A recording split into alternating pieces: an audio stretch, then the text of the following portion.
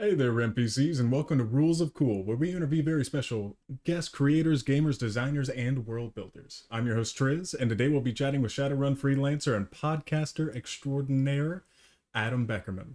Rather than our normal NPC giveaway, roll the dice for more than just a game. Watch Roll with Rem Alternus and join our Trick or Treat and Try Us Out giveaway for a chance to win a free Gen Con 2025 badge.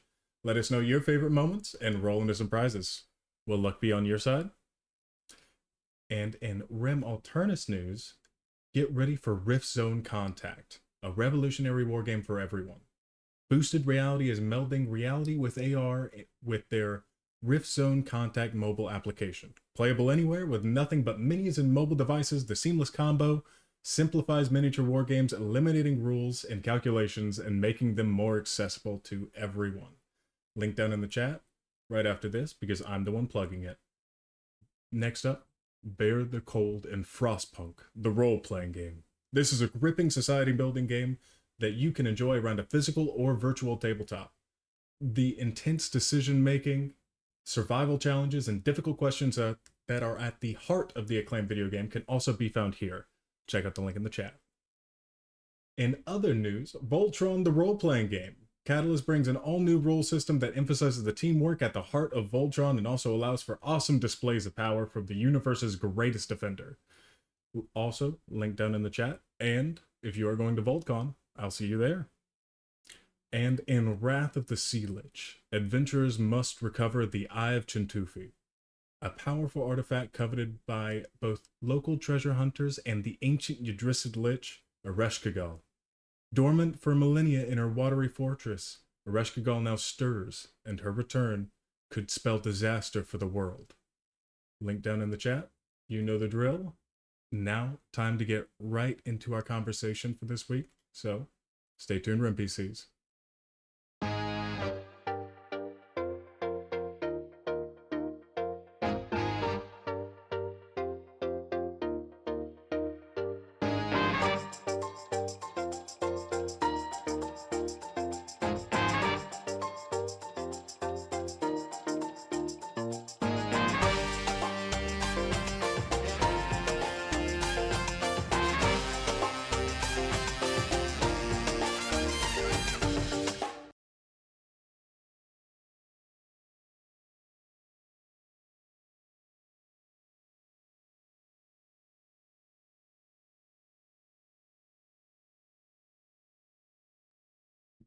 All right, welcome back, NPCs, and welcome back to you, Adam. How are you doing? I'm doing great. How are you? Oh, I'm doing fantastic. Doing great. I pronounced the word Ereshkigal correctly twice. I was impressed. Thank you. Thank you. Thank you. I always got to pat myself on the back a little bit for that one. That is a tongue twister. Just a bit. Well, as everyone knows from the beginning bit, you are podcaster extraordinaire, and also, as they did not know, what did you call it? What was the alternative title? Guy in a basement. Yes, professional guy in a basement. You are getting paid for it. Oh, well, I guess so, yeah. It counts. Well, Adam, as we always like to start the show with, what is your history as a gamer? Oh, man. I have been playing role-playing games to some degree since I was probably about 5 years old. I got introduced to Dungeons and Dragons by my cousin Matt. We sat down at a table with a couple of neighbors and family and played a game that I much later on realized was the story of the movie Labyrinth. I had no clue. I thought he was really, really creative, but it turns out it was just a movie. Who knows who did it first? And growing up, me and my buddies at school, you know. But growing up, me and a couple of kids at school would make up our own little role playing games, and then took a hiatus for a while. And then after high school, got back into it and found Shadowrun and Aberon, and from there I was in love. Just tons and tons and tons of different games.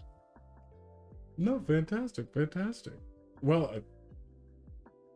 absolutely fair. As soon as you said Matt, I started thinking about another Matt that's on the Catalyst team. Does that happen to be him? Just general question. No, not at all. Okay. Yeah, no. I'm not here to make any assumptions. That's Anyways, what is your favorite experience at a convention? Oh man, that's got to be this most recent Gen Con. I got to join the demo team and run some Shadowrun missions for some people. I had one group of people that sat down, and it was one of them had played Shadowrun before. The rest of them were brand new to it, and they went through the build a runner thing, and they all sat down, and one by one they were introducing their characters. And the guy's like, my character's name is Fat Tony, and like he goes through and starts describing his character. And the next guy's like, my guy's name is Little Tony, and he goes through and describes all of his characters. He's like, my guy is Rigger Tony, and then he goes through, and the next person's like, my character's name is Antoinette or Tony, and every single one of them was a Tony, and it it took three of them for it to click. I'm like, are you all Tonys? And it was the most fun running a game for people I didn't know that I've ever had. It was a blast. And I hope they're listening to this. All of my Tonys for Shadowrun, like, you guys were probably top 10 moments of role playing in my life. It was hilarious and it was a lot of fun. So that they had to have gone in on that together, or do you think the rest of the group like kind of just built off the first two? Well, so from my understanding, the Rigger Tony, they had gone out the night before and got pasta, and the guy came up with the pun, Rigger and Tony. then they all went for exactly, and they all went for it, and I'm so happy. They're like, I thought maybe it might be annoying, and I'm like, this is the funniest thing I've ever heard. Like, I'm gonna take a picture of you guys. I'm gonna tell everybody about this for the rest of my life, and it's like burned in forever. So all of you Tonys out there, fantastic. How many? It was six. It was six Tonys at the table, and then my buddy, whose name happens to be Tony, happened to walk in while we were playing. I'm like, oh hey Tony, come here, check this out. Best possible timing. I thought we were gonna be able to call it the Pin Tony. Oh, too many. Well, a little bit more about yourself. Even though it may have just been long enough to ask for uppies, what did you do before entering the gaming space? Man, like professionally? Not even professional. Just enough to hit your first, like, this is what I'm doing now. This is... Yeah. I mean, I'm a carpenter. I've been doing that for a while.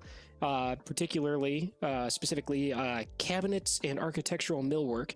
So I get to make stuff that looks cool. If any of you ever get to go into the world's biggest Starbucks in downtown Chicago, if you go in there and you look up and you see something that's green, I drilled holes in that. So that's pretty cool. But I've been involved in gaming in one way or another, for a very long time. I used to work at a video game store. I was a manager there. Just a whole lot of gaming, role-playing games, and all of it. No, absolutely fair. What did you say was your first game, by the way, if you didn't already say that? The very first role-playing game I played was Advanced Dungeons and Dragons when I was a wee lad. I think I was probably right around 5 years old, and that was it for real games until after high school, when it was Shadowrun, and then 3.5 D&D, and a million other games since then. No, absolutely fair. Well, and before we go any deeper, just to go a little bit more personal, I want to know what type of gamer you are. What is your... You can give me a general class, but what is your favorite type of class to play? Is it the spellcaster? Is it, or you can go as in depth as you want? I really enjoy playing like skillful or sneaky characters.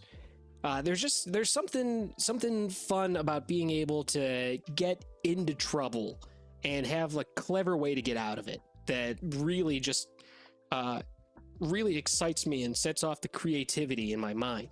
Spellcasters are cool too, but I feel like a lot of games, even though you have a lot of options, you kind of get forced into the things that you've chosen. And I don't know. I like the creative end of it. So like I'm sorry, go ahead. No, just a little bit of versatility, being able to not have a locked set of spells at the beginning of each of your, sessions. Oh yeah. The current game that I'm playing is Blades in the Dark, which is a fantastic game, and my character is he's called a Lurk. He's basically like the thiefiest class in the game, and man, it has been a blast. It has been the most fun I've had in playing a role-playing game ever. No, fantastic. No, and mainly just directed at having that sense of freedom. Yeah, and getting into trouble and then figuring out how to get out of it. And that's the joy for me. No, absolutely. Well, detaching from you and more onto things that you are a part of / created, can you tell us a little bit about Fixer Files and how it came to life? Yeah, sure, I'd be glad to. So the Fixer Files is a Shadowrun podcast community collaborative project. So we've got people involved from, I think we're in the neighborhood of like 15, 16 different Shadowrun actual play podcast shows that contribute to it.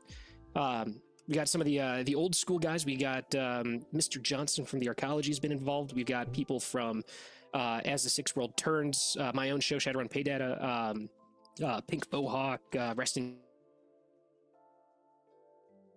Glitchface, a whole bunch of them. And basically, we've got like a Discord group and we're all talking to each other. And someone said, hey, we should all just get together and play a game. And I thought it was a great idea. And a couple of us jumped into it and decided to record it and make into a show. So it's all a series of one-shot episodes. So rotating cast, rotating GM, and most of the games have been using Shadowrun Anarchy, but there's been a couple of other systems involved too. And man, it has been a ton of fun. And the Shadowrun podcast community in general it's awesome. A lot of great people, very friendly, and I've had so much fun with it. No, absolutely fair. Absolutely fair. It seems extremely fun. Especially, I'm so sorry, one hung with me, and that is absolutely Resting Glitchface. Oh yeah, it is a hilarious name, and they've won a couple of awards and stuff, and it's all female players, and absolutely hilarious. The characters feel so real, and the conversations they have are witty and clever and fun. And check them out. Definitely check them out. No, absolutely. I mean, if anything, that name is going to have to stick with me. Well, obviously, the other name that's going to have to stick with me is Paydata. Oh yeah. We know that you are currently on your second season of that. Well, the second season is coming up. Pre-production.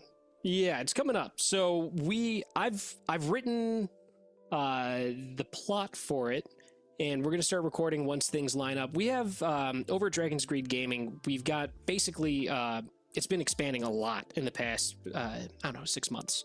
All the people that were involved in Shadowrun Pay Data kind of split up into two groups, and we've been doing 2 shows a week instead of where we were at for one. So the timing's got to be right for both of those different shows to end and for us to come back together. And that should be, I believe, very early next year, probably January, maybe February, depending on how long the next thing goes. Mm-hmm. And then we're going to jump back into that. And I've already got an outline for season 3. And I'm very excited about it. No, absolutely. Some cool guests lined up too. So some people to look out for, and continuing the same storyline, same characters. No, very cool. Over on Emerald Glitch, we are also in our, we are currently in our 3rd season right now, except an almost entirely rotating cast.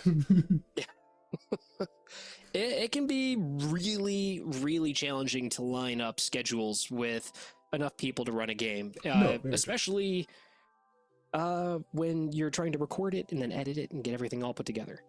Well, and on top of that, for everyone who I've seen, because I've been in this and last season as cast, never have I seen so many people who are just like, this takes precedent over basically anything else in my life right now. This is what I'm doing, and I can work anything else around it. That's lovely. I try to do that, but I've got like a daughter, and it's I like her a lot. So sometimes I gotta postpone stuff. You got to turn around. Your whole place is on fire. I'm sorry to tell you. Yeah. I got a toddler. It's gonna happen. Just markers everywhere. No, very fair, very fair. Well, talking a little bit more about Dragon's Greed, I know that after a brief glance, I saw a few other things, but what other type of content could people expect to see over there? There's a lot. We're actually coming up, well, not coming up right now, our 4-year anniversary. So, congratulations. Big exciting time. Yeah, thank you. I haven't been involved for 4 years. I'm kind of fairly recent. Well, at this point, it's been a little over a year that I've been working with him.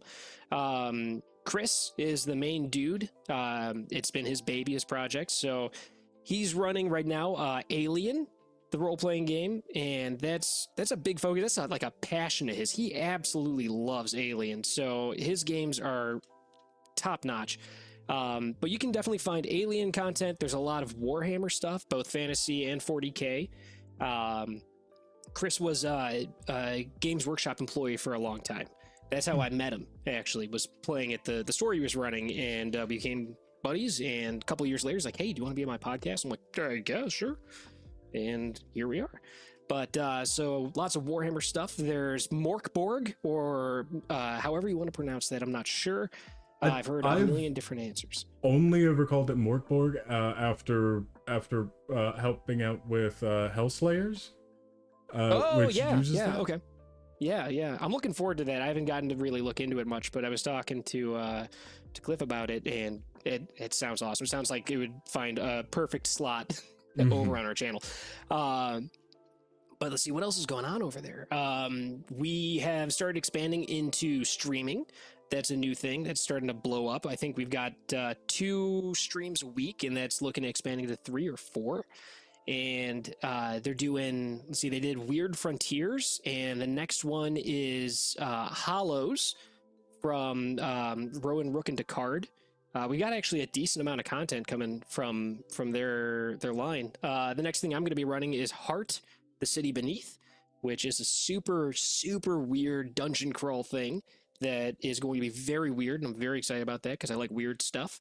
And when I'm done here tonight, we're playing Eat the Reich, which is super, you get to be vampire commandos dropping into Nazi-occupied Paris, where you try to kill Hitler and drink all of his blood. So I am very much looking forward to that, and if you are not familiar, look it up. It's as much of a cool game as it is. The book is an absolute work of art. It is beautiful. Every page has a unique layout, and it's absolutely beautiful. It's like $30, so you can't really beat that.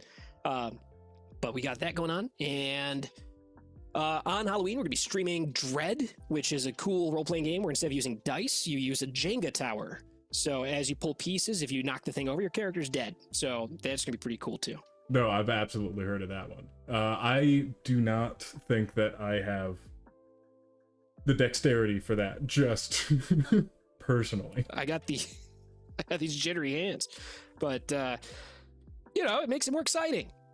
High stakes. No, I mean, honestly, okay, if I didn't like failing, I would not build the characters that I build. Okay.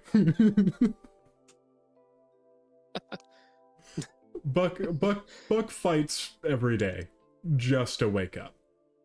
Uh, well, just getting into a little bit of, what you do with Catalyst. What does your freelancing normally consist of?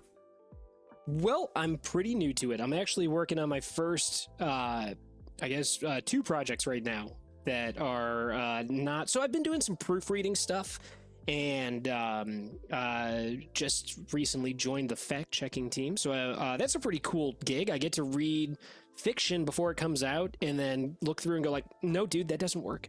And it fulfills that weird, like pedantic desire that I tried to get rid of, but I get paid to do it, so it's cool, and really excited about that. The magazine Augment's coming out soon, and I got to read through some short stories for that, and man, I literally laughed out loud at one of these stories that I got to go through fact checking, so I'm very much looking forward to that. But as far as writing goes, I'm just getting started with that. I've got a pretty decent chunk of I can't say it's the next rule book coming out. I think there's like 3 or 4 ahead of it, but an upcoming rule book I've got a decent chunk of, and that's super cool. I never expected to land in this position. It's kind of a dream come true. So I got to submit my ideas, and RJ thought they were not horrible enough to reject. So I get to put in weird stuff, and my goal is to make Shadowrun a little bit weirder, a little bit more wild, and focus more on like the punk end of cyberpunk. I got a love for the down and dirty of it, so that's what I'm hoping to do. Also, I'm working on one of the missions, the Shadowrun missions, which Aaron Dykstra runs basically the Shadowrun missions team, and it is super cool to be a part of that. The outline that he's got and all of the stories that are interweaved through they're like 3 seasons of the Shadowrun missions all tied together. The story arc that he's put together is super cool, and being able to contribute to it and add things to the world is it is so much fun, and it's I feel like I'm cheating. Like I've snuck in and I'm like breaking the rule. I'm like, if you put this in, like that means that my place that I'm making up is part of the canon. And yeah, I get to make up all sorts of silly crap and put it in there, and people have to deal with it. Dude, hey, listen, that just sounds like being a creator. That just sounds like being a storyteller. Yeah, and it's cool that I get to do that, and on top of it, they're going to give me some money, so that's awesome. Don't tell anybody, I would do it for free, but money. I won't tell them. Your secret is safe with me. Well, what is your favorite part of the process there? Creating completely original, adding on to something, or saying, you can't do that? Oh, that's like the fact checking thing. It's a little tiny bit of like I get to push the glasses up my nose and go actually, and that's fun a little bit, but that's not it. The coolest thing. My experience is probably going to be different from everybody else's, but I went on vacation with my wife, and celebrating our 10-year anniversary, which is pretty cool. Congratulations again. Thank you. It's I would say it's been hard, but it hasn't. It's been great. I love my wife. She's fantastic. Good answer. But, I got the sniper dots off of you. You're good. Good. But we went on vacation, and while I was there, I was looking around. I'm like, what would be really cool is if this weird crap was happening here. And so I came up with all these ideas, and then the spec came down for the book, and it's like, hey, it's on this kind of topic, and these are the kind of things we're looking for. I'm like this the for funsies stuff I've been just like typing up in my phone would work for this, and so that was really cool. And then he said like, yeah, sure, go ahead. And then the process after that, I've been talking to a bunch of other people that are working on this book, and I'm like, here's what I want to do. And they're like, oh, well, that fits in with this thing and that thing and this thing. And I'm like, I didn't even realize, like there's some stuff on that beautiful dragon scroll I see behind you that some things were pointed out to me, and I'm like, oh my, like my ideas, like that's a picture of the thing I'm thinking about, and that's a picture of the thing I'm thinking about. I tried to not look at that dragon scroll at Gen Con because I'm like, I don't have the money right now. And I was like, don't look, because I would buy it and then be more broke. But no, absolutely, it's super cool. It's really good. It was out of my personal price range. I am just glad that I know who to schmooze. Yeah, you're gonna have to teach me your secrets, but I'll let you know. So on top of it, so I've got these ideas. They're kind of like in a raw form first, and getting to collaborate with all these other people, and it's super cool because I'm like, I know your name, I recognize your name, you're in all these books that I have on my shelf, and getting to collaborate with them, and they're like, oh, it would be cool if this, and I'm like, 100%, I agree, and I get to do that too. And just collaborating with these other creators and seeing the ideas kind of bounce off of each other and meld together and evolve. And being part of that, it's fun, man. It's so much fun. It's like sitting around and playing a game and getting to create a shared story together. And then on top of it, other people are going to get to experience that too. It's a gift. It's fantastic. No, absolutely. I'm so happy that you can inject some of that energy into there. I occasionally I've got energy. They in order to make sure that the bog doesn't get anybody down, I feel like they gotta have a fresh little pop of energy. And you definitely seem like it. I got a lot of energy. I've got a condition where I've got too much energy, and I need to take medication to make it so it's a little bit more focused. It's called ADHD, and I like to harness that power. So yeah, and it's great because they're letting me do it. So no, absolutely, it's I'm okay. hoping to keep doing it, and I've got some weird ideas that I'm hoping to carry out into additional books beyond this one, and run out some long-term ideas. And I've got a great support team, a lot of awesome people that have been very helpful through this whole process. Aaron, I've mentioned before, has been super cool and super helpful. Scott Schletz has been really helpful. Kevin also has been very helpful. It's been a cool experience getting to meet these people who I've read a bunch of stuff from, and they're all real nice. No, absolutely. Well, next question: how did you first begin working with Catalyst? Oh man, so I had mentioned I met Chris when he was at Games Workshop, and Right. he's like, oh, do you want to be on my podcast? And I was like, sure, yeah. And I played a game or two with him, and then he had a bunch of stuff going on in his personal life that he's like, I can't really keep up with this stuff. And I'm like, dude, I could run a Shadowrun game for your show. And he's like, yeah, sure. So I had the honor of being the first person that it's not Chris to run a game on his podcast, and it was Shadowrun, and how do you feel? it did pretty well. Dude, I like a champ. I feel honored and incredibly grateful. And I got that opportunity. I ran the game, and people liked it. And I got a friend request on the internet from Scott, one of the writers. He's been doing it for a long time and wrote a lot of stuff. And I was like, why? I'm like, I don't recognize this person at all. And I'm like, I know that name from somewhere. And then it hit me when I was looking through the book for stuff for the game. I'm like, oh, and I was talking to him a little bit, and he's like, dude, you should submit something. He's like, you're doing I like your story. And I'm like, oh, you're listening to the show. And I sent a sample into RJ, and he said, sure, yeah, let's get you onto the missions team. And then here I am. No, absolutely fair. A little bit of an indirect way, but that seems like the way for most things to go. Yeah, it's life is an adventure, and I think the most important thing is to have fun and do what you enjoy, and maybe the right person will notice. No, absolutely fair. Absolutely. Hey, listen, I can say that connected to Catalyst, like twice removed. Okay. Twice removed, not far enough. But it did all start off by just having a D&D game. I think it was for two and a half. I think it was for nearly 2 years. That's a long game. Yeah, no, and Rem was my game runner. Okay.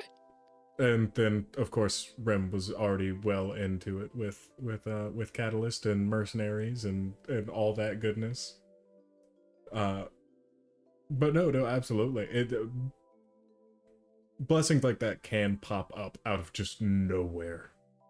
Yeah, it's I was not expecting. I was just hoping to have a little bit of fun with some buddies, and here we go. Now I get to have fun with hopefully a whole ton of people. So if you guys are playing anything that I write and you enjoy it, let me know. I'd be very happy to hear it. If you hate it, don't let me know. Got it. My fragile ego. I'll set it up. Like a support line, but there'll be a question first, like, did you like what you read? And if not, it's just going to redirect. Yeah, it's just going to redirect right out of there. Yeah. Oh my goodness, that's so good. Oh, but okay. Unless you've got anything else popping up, do you have anything exciting coming on the pipeline? Well, I got this rule book I'm working on. I got my mission that I'm working on.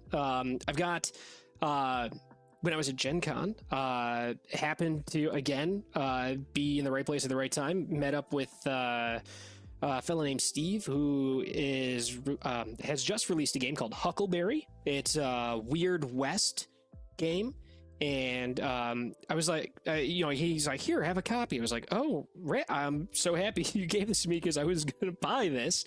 And, I'm happy to save a little bit of money. But I was chatting with him. And so I've got most likely, hopefully still, an adventure I'm going to be writing for Huckleberry soon. So some Weird West stuff, which... not my normal jam. I've played Deadlands before and I enjoyed it very much, but that's not like my go-to. But the first thing I wrote for it, man, I sat down and I put on my cowboy voice.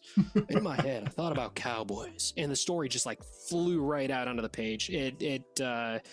Man, on 2 lunch breaks at work, I was just like, tears wept for the people of Saint Dante, and it just like cranked it out, and I'm really looking forward to it, man. And it's a weird game, and it's straightforward and simple enough. And it's got kind of that thing. I don't know if do you play a bunch of stuff, or are you kind of more focused? I play whatever Catalyst needs me to play. Gotcha. Okay. So, I don't know if you've played anything from Free League, like using their Year Zero engine. Where basically the enemies, instead of having like a regular, like specific attack that they do, you'll roll and it'll tell you which attack it is and what it does. So it's like, oh, on a 6-sided die, it comes up with this thing. So the enemies have a feature that's kind of like that, except you're using poker cards. So you'll draw, and it's like, oh, if you've got a heart, this is what happens. If you got like a spade, this is what happens. So it's got that kind of additional like tactile poker card thing going on, which is super cool.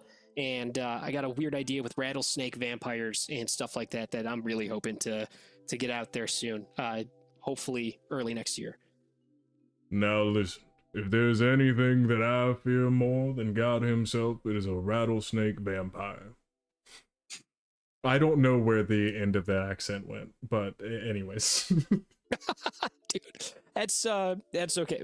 Any accent my wife tries to do sounds like a bad Australian accent. It doesn't matter where it's supposed to be, and it's absolutely hilarious.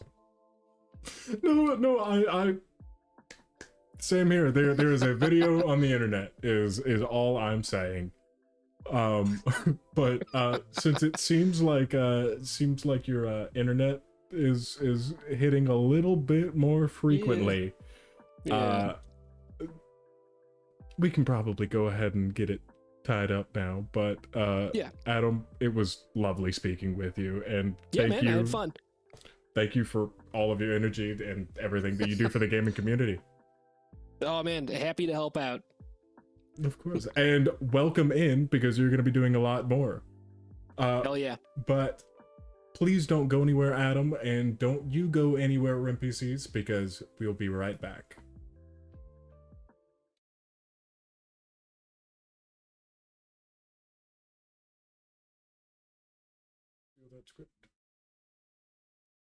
And don't forget that rather than our normal NPC giveaway, roll the dice for more than just a game.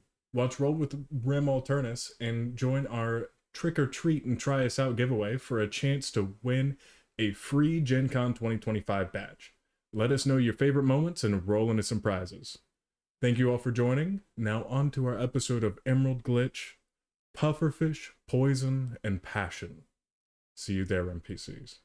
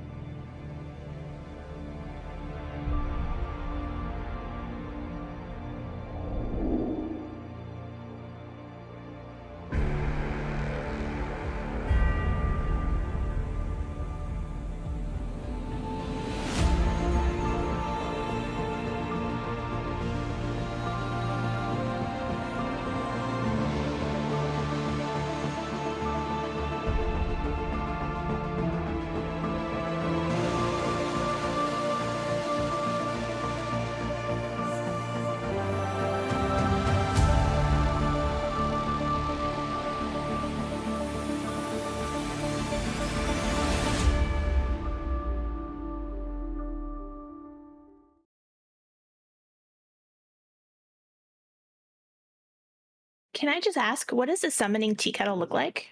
Oh, a summoning tea kettle. It looks It is made out of cast iron that has been painted ritually with symbols in blood, obviously, that are then coated Obviously. and shellacked over so that they don't flake off, that way it can last for centuries. And we use a nice clear coat though, so you can see them quite nice, quite clear. We mix in with the blood, we mix in the iridescent paint, so it gives us a nice little beautiful shimmer, especially as it heats up. And as you heat it up, that's where the magic happens, because that is when all of the symbols start to glow and get bright and beautiful. And as the tea kettle whistles, that is the summoning ritual complete. If you have an interest in using the summoning tea kettle, or taking part in any of the other worlds in our games, you don't have to have experience. Just join our Discord, and the GMs will work with you and help you find a game you enjoy. The link is in the chat. Ready to level up your cosplay game? Check out the Geek Forge on Etsy. With a variety of props to give your photos that extra spark, you'll find just what you need. Hold magical fire in the palm of your hand, or take a potion to restore your mana. With a large variety of colors, you can choose your own magical flavor for your cosplay. Bring drama to your photo shoots with these vibrant props and more, all available at the Geek Forge. Are you ready to level up your cosplay?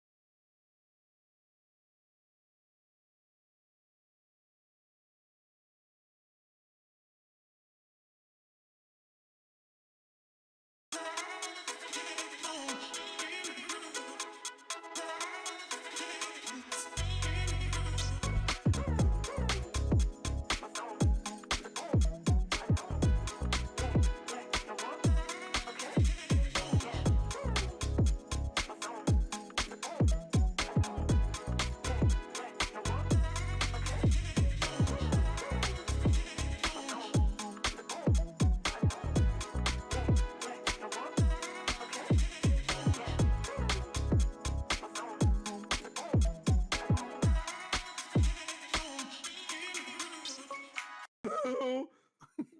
What a spell! Spells. Spell! Spells. She says spell like 92 times. Spell, spell, spell, spell, spell, spell, spell, spell, spell, spell, spell, spell, spell, spell, spell, spell, spell, spell, spell, spell. Oh well.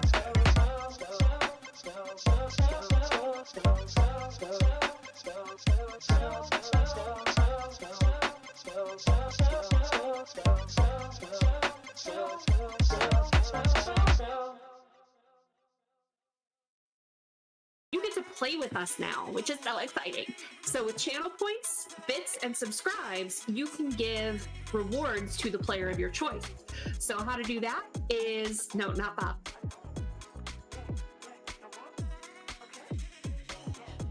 Channel points, I believe it is 500 points, gets you NERPs, which is +3 to any dice roll to the player of your choice. For 1,000 channel points, you can do a point of edge to any player. And for 2,500 channel points, you can do 4 edge to the player of your choice. Now for bits, for 100 bits, that's $1, you can do the NERPs. For 200 bits, that's $2, you can do the point of edge. Or for 500 bits, that's $5, get 4 edge to give to the player of your choice. And finally, again, the subs, if you subscribe, you can give 4 edge to any player.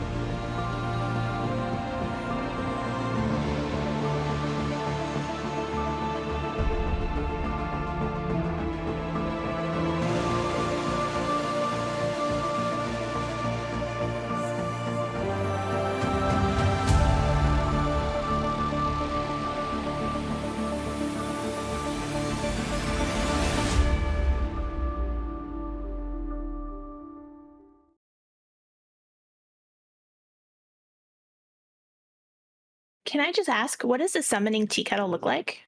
Oh, a summoning tea kettle. It looks It is made out of cast iron that has been painted ritually with symbols in blood, obviously, that are then coated Obviously. and shellacked over so that they don't flake off, that way it can last for centuries. And we use a nice clear coat though, so you can see them quite nice, quite clear. We mix in with the blood, we mix in the iridescent paint, so it gives us a nice little beautiful shimmer, especially as it heats up. And as you heat it up, that's where the magic happens, because that is when all of the symbols start to glow and get bright and beautiful. And as the tea kettle whistles, that is the summoning ritual complete.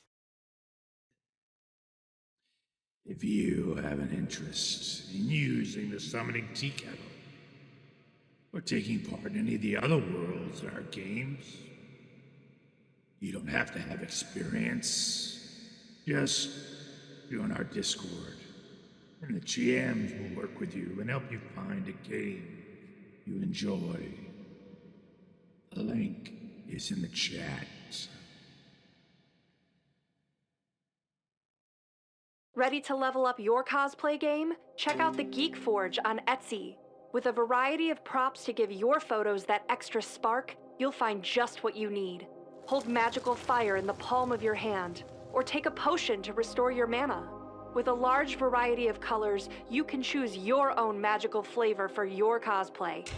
Bring drama to your photo shoots with these vibrant props and more, all available at the Geek Forge. Are you ready to level up your cosplay?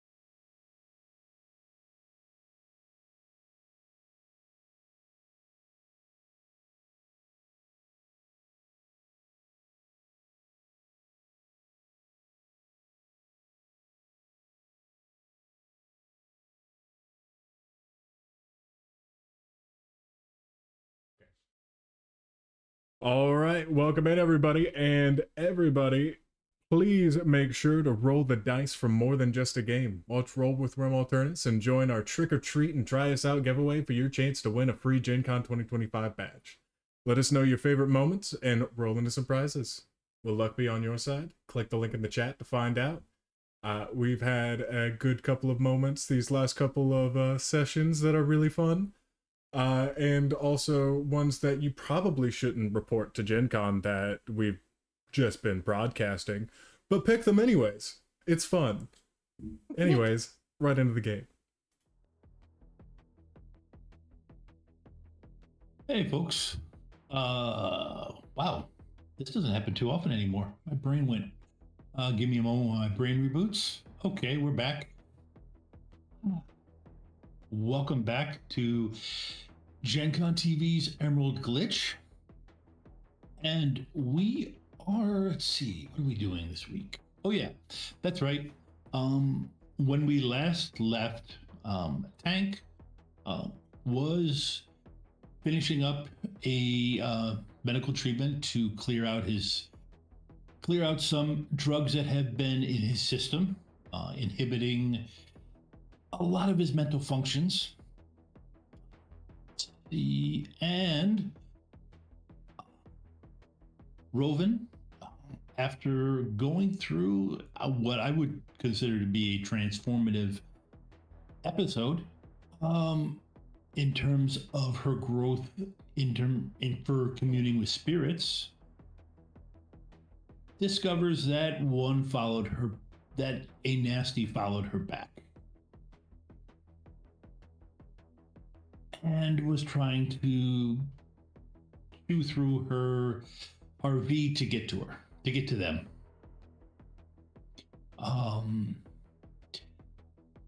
Let's see. So immediately, the teammates that weren't in the hospital deployed, came to rescue them, and it went well. The Chimera has not attacked Roven. I'm so happy to know what you classify as well. Wow. Well, I mean, it's only a few holes in your torso. Yeah. You three went there to stop Roven from being attacked. Successful. Yes, that's a success. You've done it. The fact that Roven, actually, yeah, the fact that that Buck can now look down at his chest and see two spines coming out of it, and is having a little bit of trouble breathing. Nothing to do with it. The fact that Raptor has quite a few holes in his torso and is threatened with the same issue. Does not diminish from your success. So let's all take a moment and take some pride in your successful endeavor. Why does that make it feel like it's my fault? Oh God. Technically, it did follow you. You see, I'm not gonna. It's not your fault. You didn't create the creature. It's Tom's fault. Tom did this. I did No, actually, Pufferfish. I didn't. I put Pufferfish on the list. I didn't actually create the creature either. You set up the situation. It is your fault, Tom. Yes, but I will say thank you, Molly. It's working very well. Okay, so the two of you, I believe you took the base damage from the attacks. So where does that leave Buck and Raptor? Raptor has 2 boxes left. I don't fully recall. Right now, the whole chat can see me searching back up through. just to see what that was. Oh. Okay, so if I got 2 on my defense roll, and I re-rolled that up to 5, and soaked 2 damage out of 7. Okay, so I took 5. Let's see. Okay, yeah, that's right. I shot you first. So yeah. So you 2 hits on the Chimera was 6 hits. You dropped that down to 1 hit, which meant you were taking 7p. And then you soaked 2 of them. So you took 5 boxes of physical damage. Very fun. Question. Yes. Does the team have biomonitors? Raptor does have a biomonitor, but he's never asked you to hook it up. Oh, I've made sure that's hooked up. Yeah, If we're up to Violet, the entire team has biomonitors that I can access so that I can triage properly. Unless unless one of the players specifically says that they don't want it or they never want it, I'm comfortable saying that yeah, you guys have it. Like, I think it's a little difficult to keep his clothes on, so. Ava, I just need you to run through it with me real quick. As Violet, will you ask me to put a biomonitor in? Yes. Will you?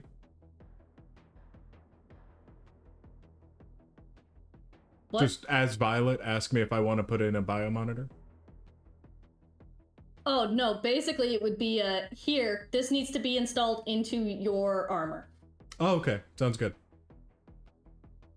That's the whole interaction. No, but wait, what does it do? Who's it talking to? Who's it talking Me. to? Only you. It measures, yes, only me. It measures your bios. Heart rate, blood pressure, body temperature. All right. Well, I don't want it to be sent to anybody else. Nobody can hack it, can they? Just me. All right. It could technically be hacked, but I'm protecting it. And all they would do is get your bio signs anyway. It can't, like, inject any medication or anything else into you. Or taking it only monitors. It won't send them my DNA or anything like that. No. Okay. All right. You could sew it into my underwear. I'm always wearing that. I'm not touching Tank's underwear. They're clean. I buy new underwear all the time. It's fine. You know what? Give it to me. I'll sew it in my underwear. You have to have one in all of them, or you can wear the same tidy mighty whities. Okay, here, I got yours in an armband. Okay, cool. Sweatband now. All right, I'm good with that. Okay, so are we done talking about Tank's underwear? Not yet. For now, like, for now, yes. Yeah. Okay, so so I'm gonna need a body plus willpower test because you both have to do toxin resistances. Oh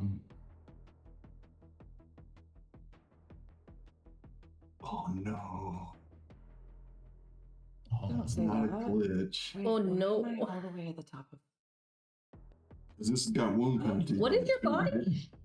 Yeah. My body's 3, my willpower is 3, but I'm suffering from 2 wound penalties. Do toxin resist suffer with it? I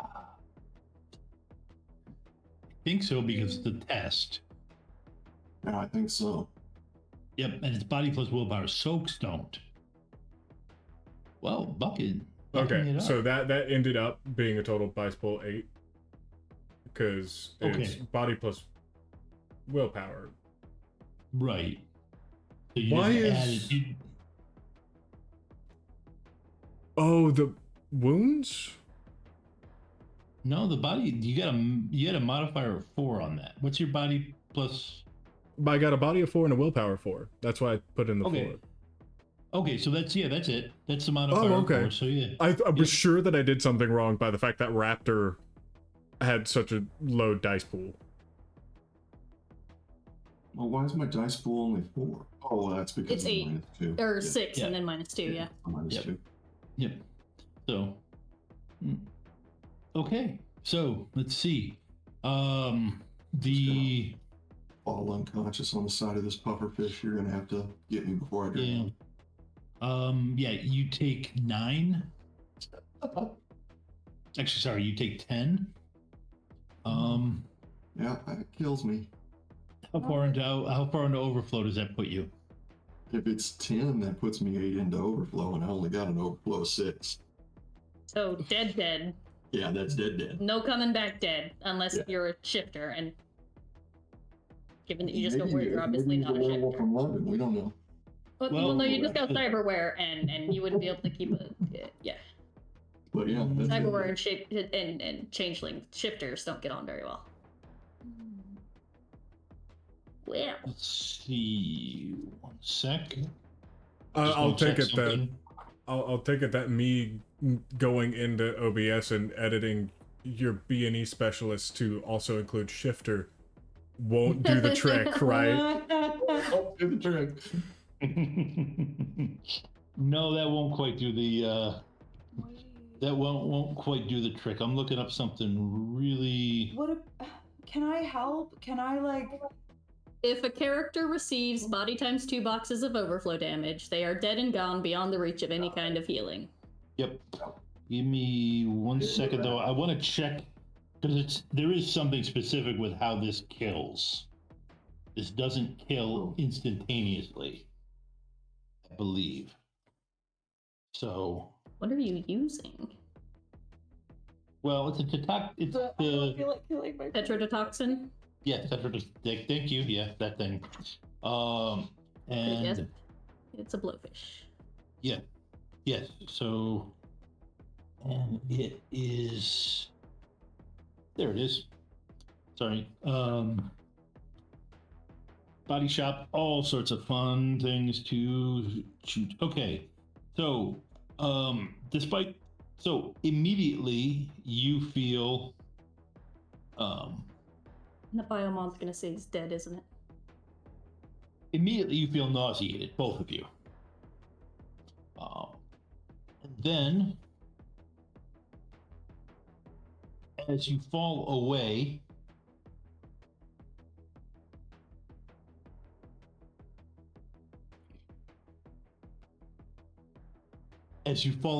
you start to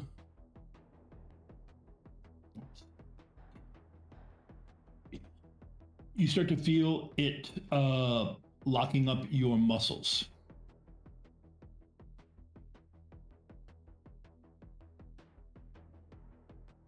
So let's see. So the first round,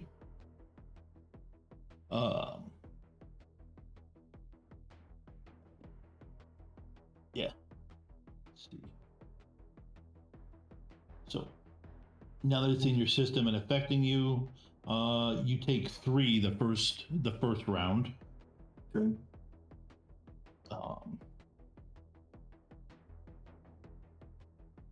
Of it, and it and Buck. Let's see, how many did you?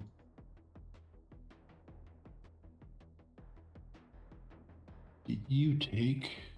Come on, clicking the wrong button, wrong window. Okay, and Buck. Okay, so you got that down to 6. So you take 2 the first round.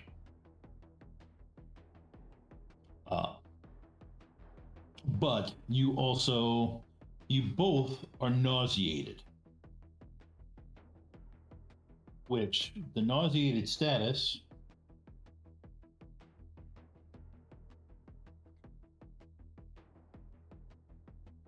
pretty much means you have to make a successful believe it's a body plus willpower test to.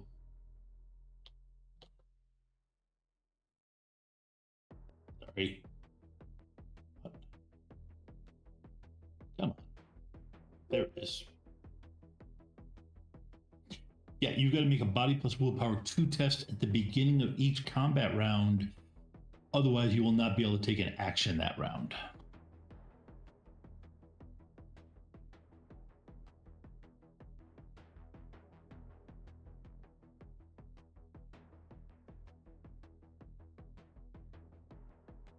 Got it.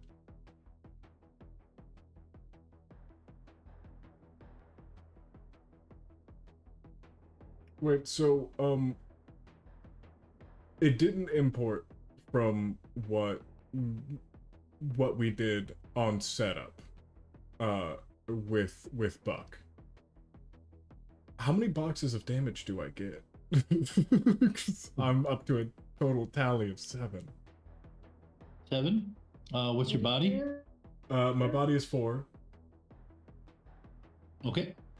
Body of 4, I believe you have 10 boxes, if I'm doing the Alright, math give me a right. second. I can check because my body is 4, so let me see. You have, 10 physical and, wait, stun is willpower. 8 overflow? So, yeah. 10 physical boxes. Yep. And 8 overflow, yeah. Yep. So, yeah, so if you take a look, I just changed it so you do actually see the boxes. Oh, okay. On your thing, so you can go ahead and check them. Check them yourself, or I could check them for you. No, I kind of want you to know what you're doing. I want you to check them. Yeah. Also, okay. I'm scared of hitting the wrong button. So, you know. Okay. Oh, okay.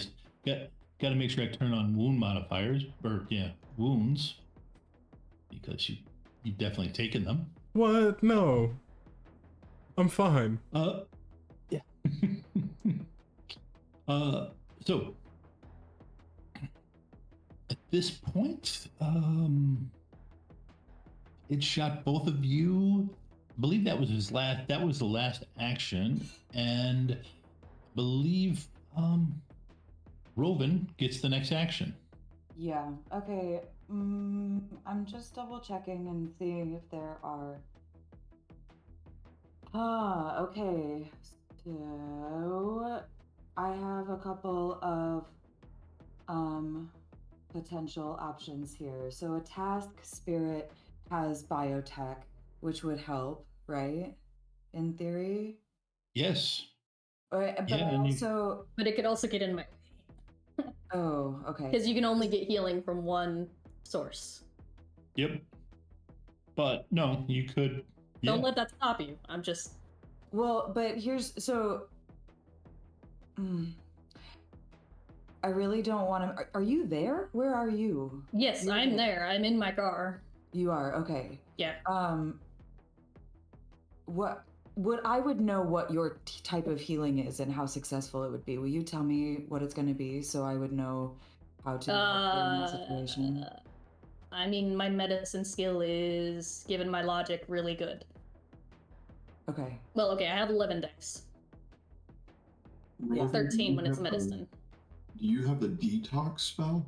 I have chem patches. Like I have like antitoxin stuff. So I work on a tetrodotoxin.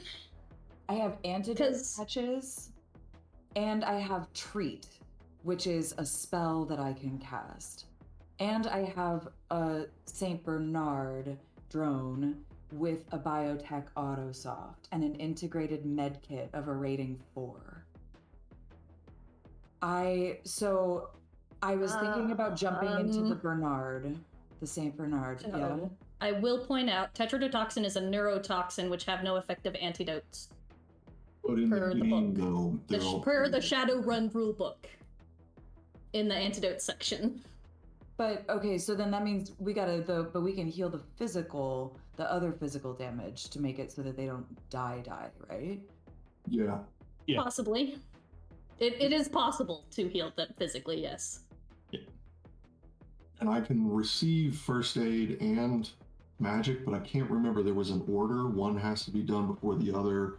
I think they removed that in 6. That's old editions. The order does not matter in 6 anymore. Yeah. It did in That's 5. 5th edition. 5th edition did that, which I think was good.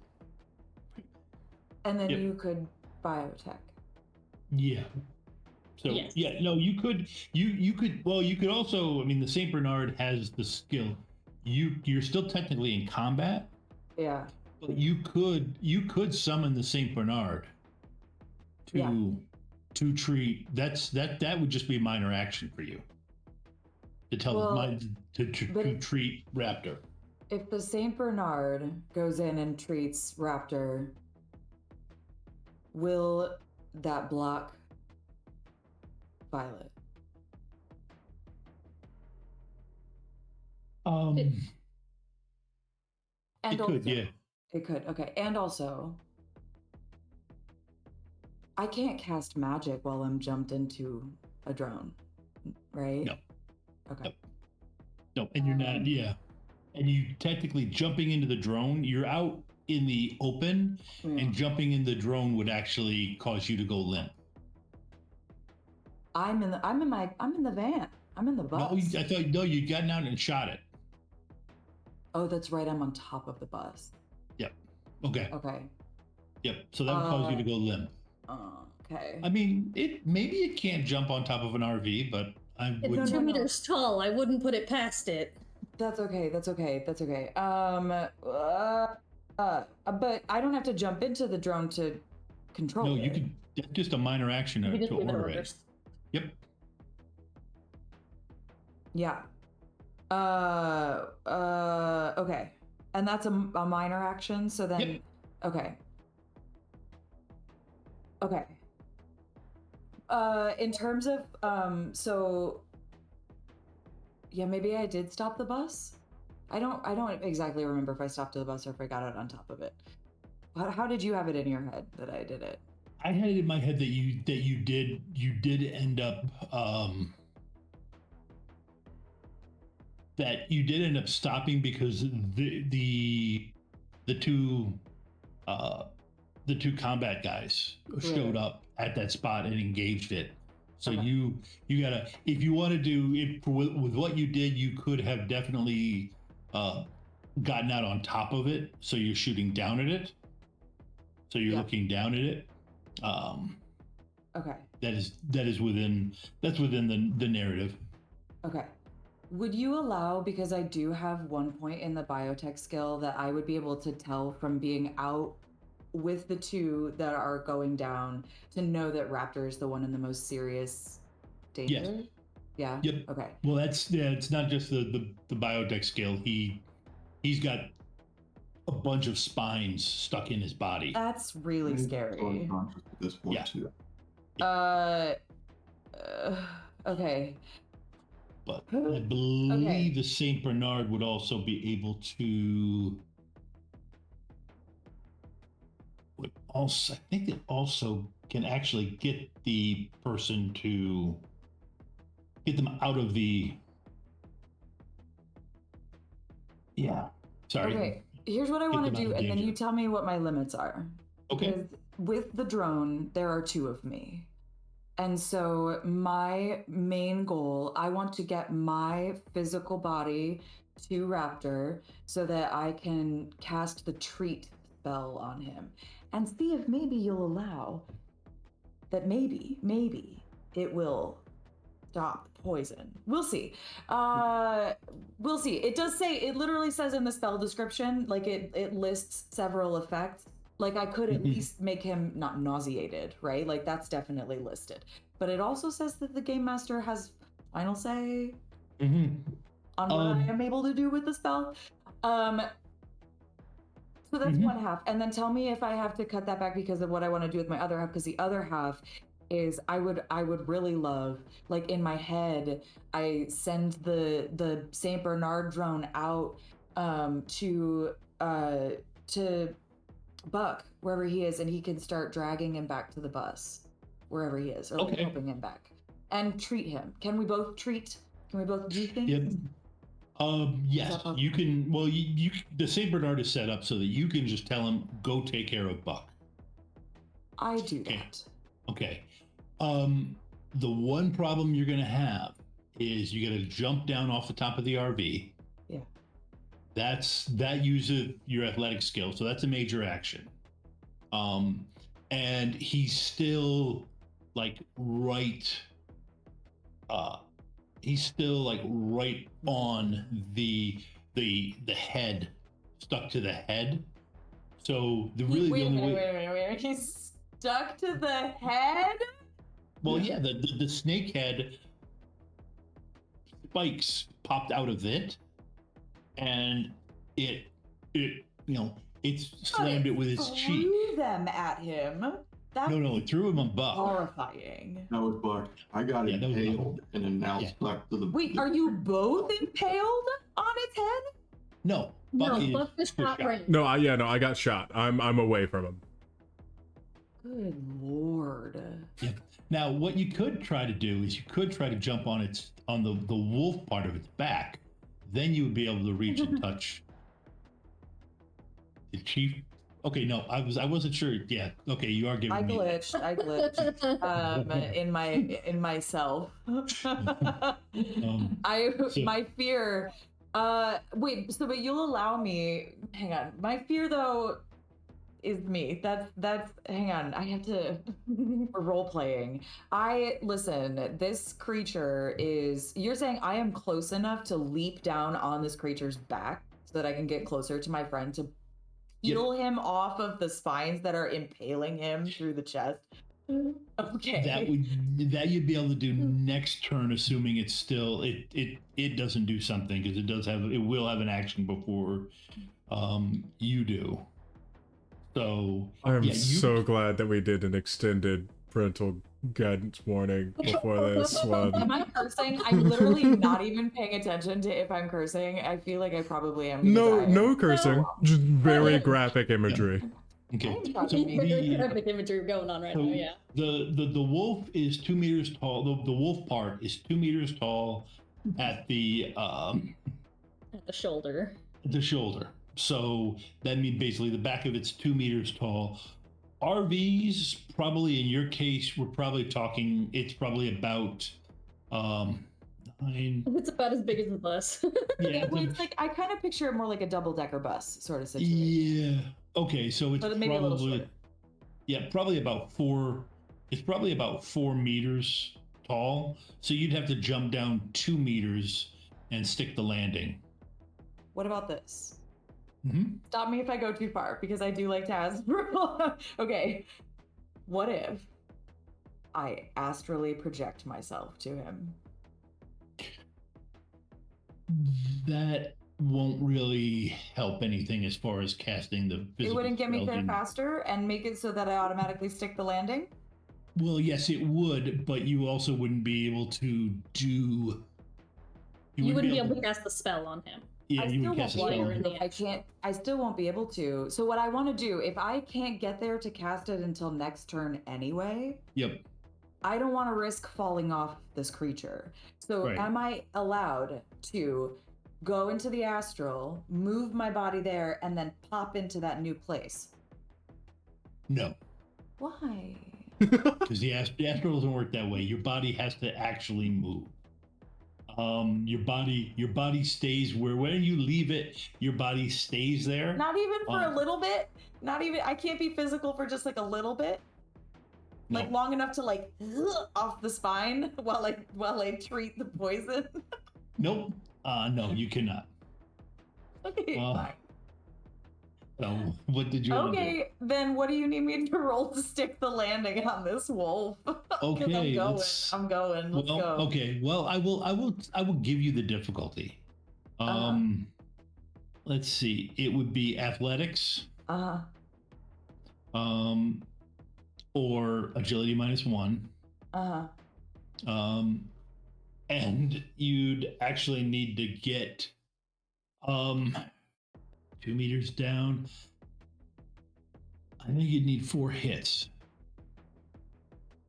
I'm not sure character can do it. Wait, I can increase my attribute though. No? Yes, but that's casting a spell, which is a major action.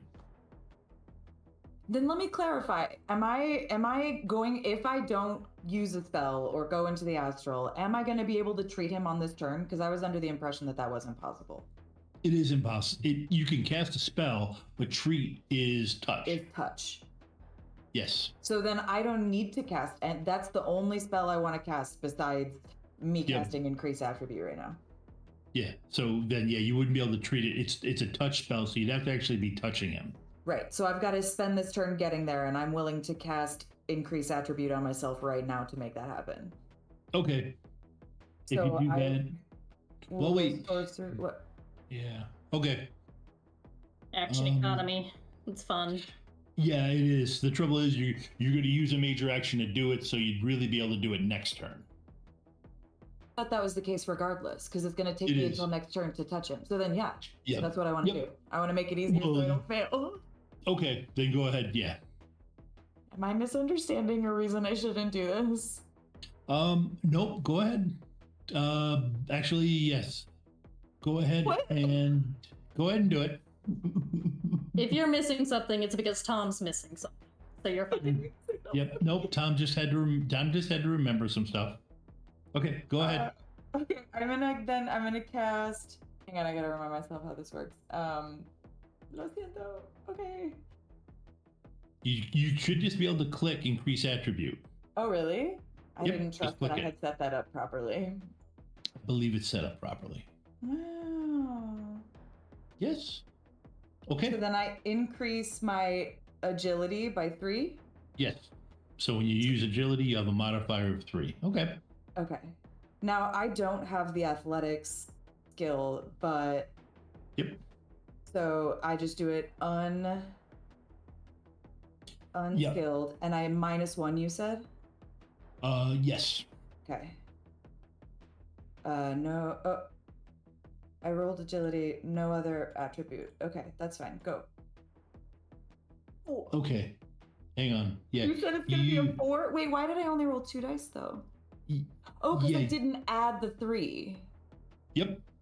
Add the 3, and actually add another 5 to that. Oh, that's awful. Pretend I didn't do it that way. I thought. Okay, how many did I roll? 1, 2, 3, 4. I get 4 more, and I did roll 2 more successes. I do know how to do Roll20. I feel like a newborn today. I don't know what's happening. I'm rolling 4 more d6, and that's what I get. That is what I get. And probably because we're in the middle of the scene, my edge has not reset. Nope, right? If you used it already, yes. We're still in the middle of the scene. Okay. In the last, so. All right. No, you stick. So that's 3 total is what I got. Yep. As you jump down, you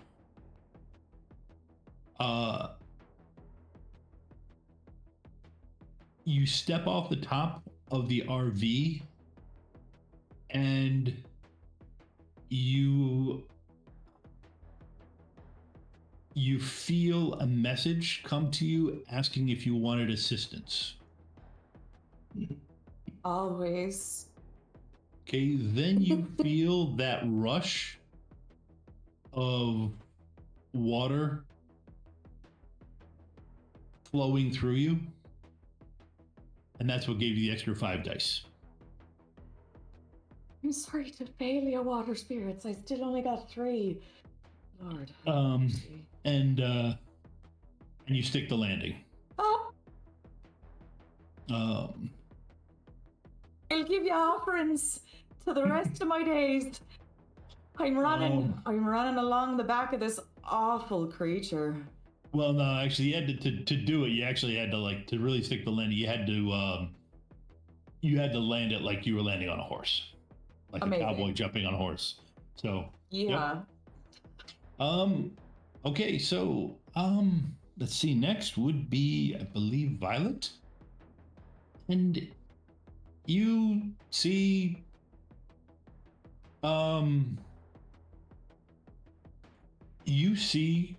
Rovan do like some of those guys in westerns, the old westerns that TJ insisted that you'd watch together, and they jump off a second story and onto the back of a horse. You see that. You're in your car. Okay. What do you do? What are the biomonitors saying about TJ and not TJ? Good lord, Buck and character names. Oh my god! You almost did it. Raptor. I almost said Ren. I thought you said crapter, and I swear. Crapter. Okay. They read out. They tell you how much damage has been taken. Come on, stop that. Sorry, it's been. Yeah, oh, there it is. Bits and pillows. Yep.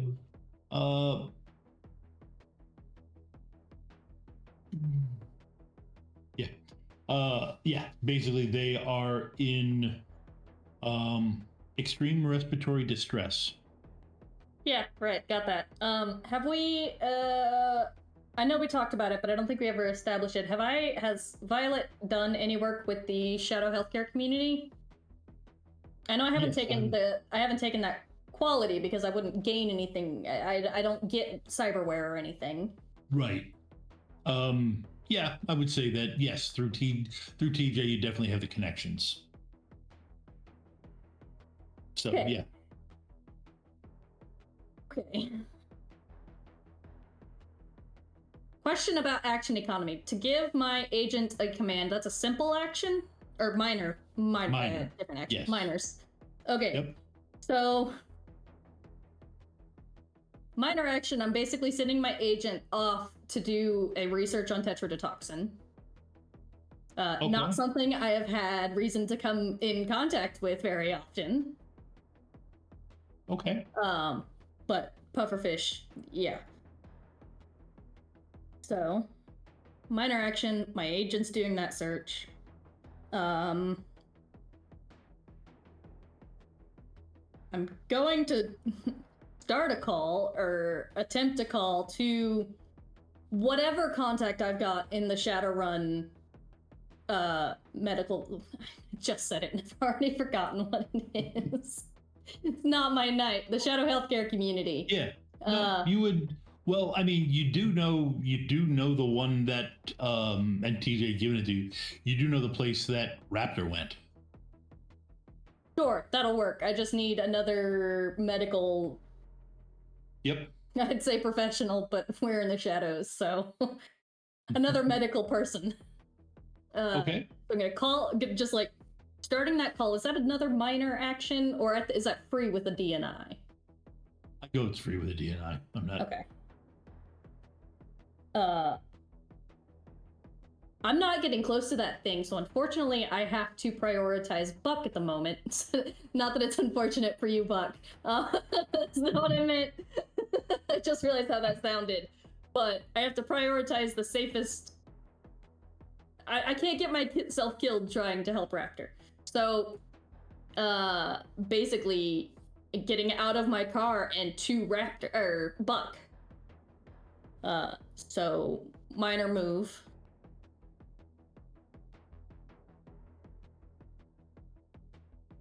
Okay. That's doable, yes.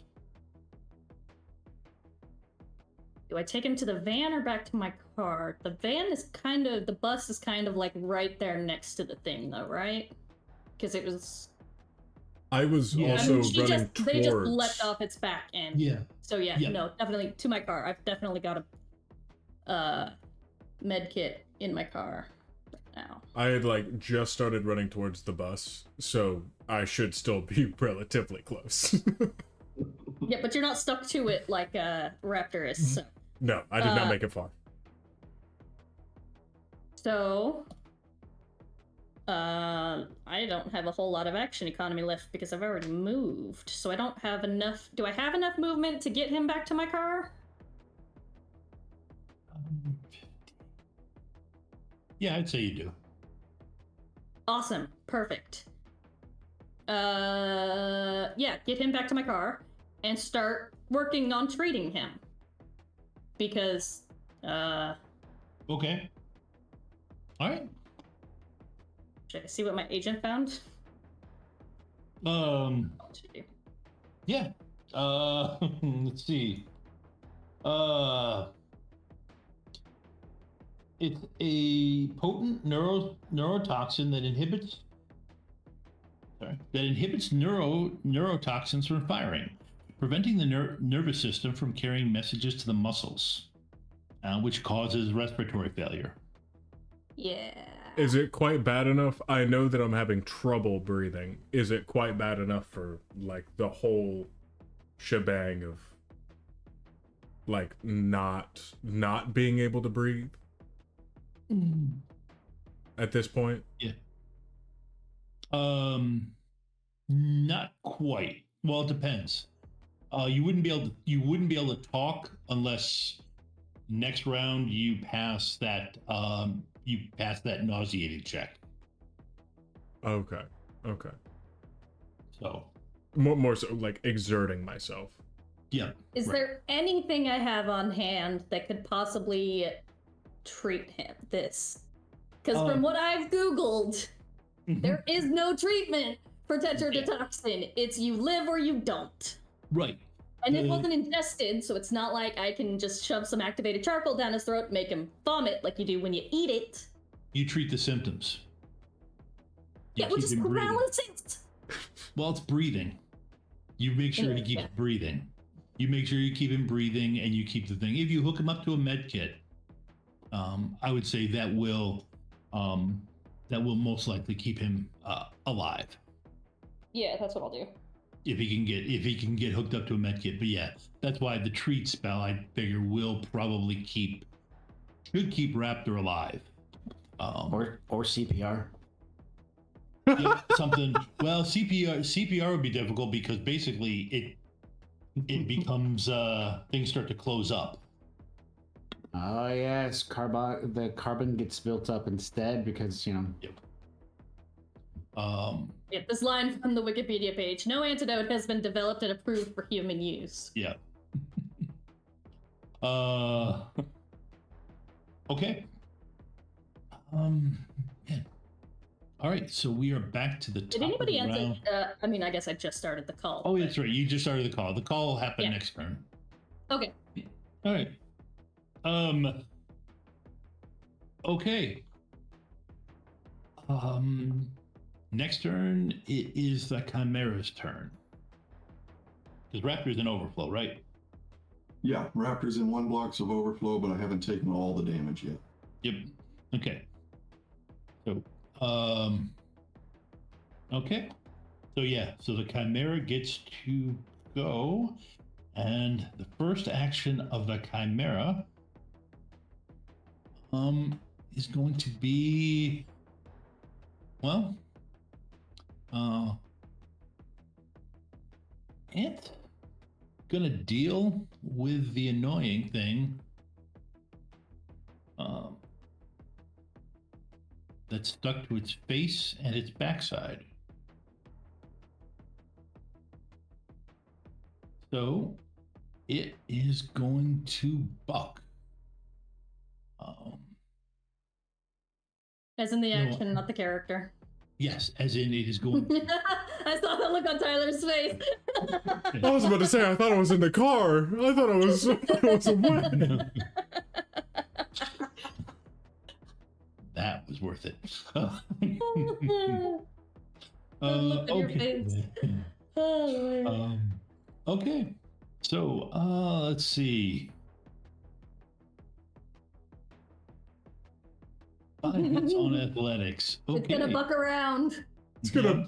All right. So Walk around and at find this out. moment, you, for those watching, Raptor is flung unceremoniously off of this thing's face and sent flying at the same time as it starts jumping up and down. And we'll resolve Rovin's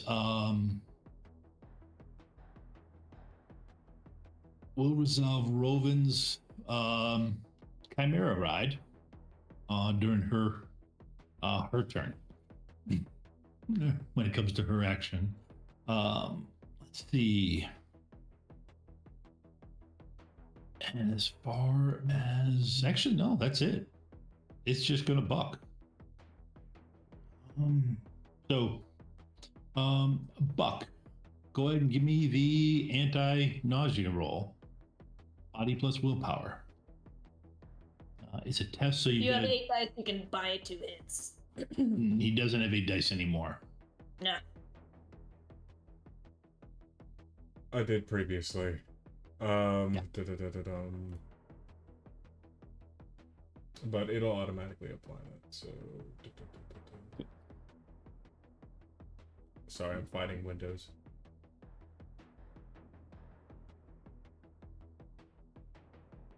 Let me just...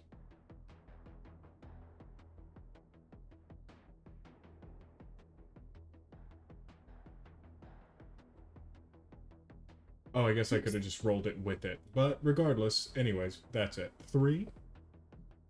No, I know.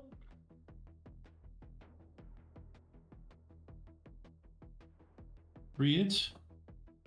Okay, 3 that's hits. enough. You can actually take actions and talk.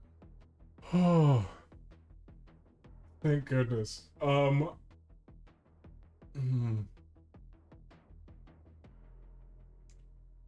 I don't know what I'm doing in this state, to be quite honest. So previously, along with my acting skill, with supervision of our excellent Decker, I did pick up a couple of extra things. However, I do not feel like they will be super important here. I mean, there's teamwork, there's things for teamwork tests and stuff like that, but I do not feel like it would be super applicable.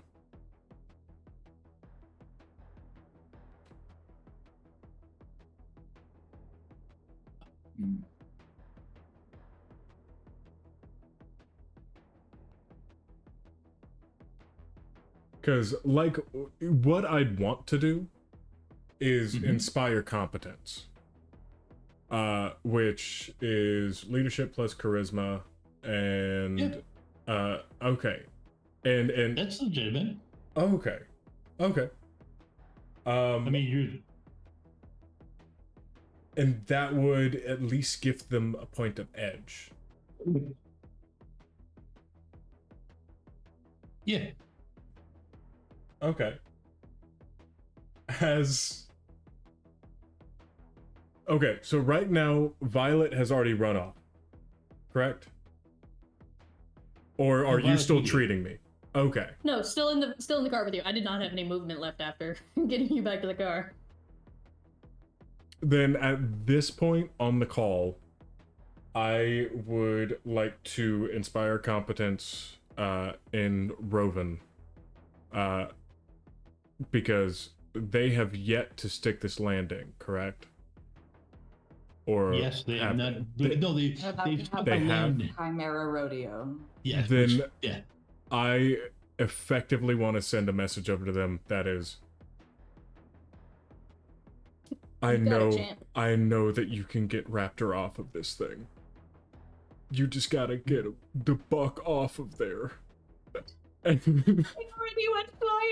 I'm sorry to say it. I don't know if you can hear me. I'm just yelling out, and then he went flying over there. Oh no. Buck only remembers Raptor getting stuck. I don't even know. Can you even hear me speaking back to you, or do you just hear incoherent hollering? I did force your comm link to answer the group call.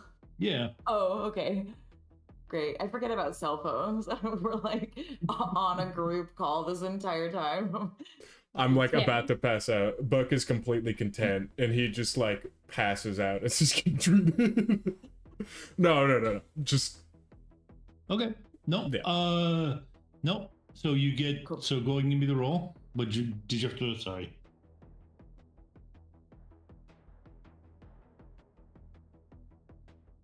Go ahead and do the.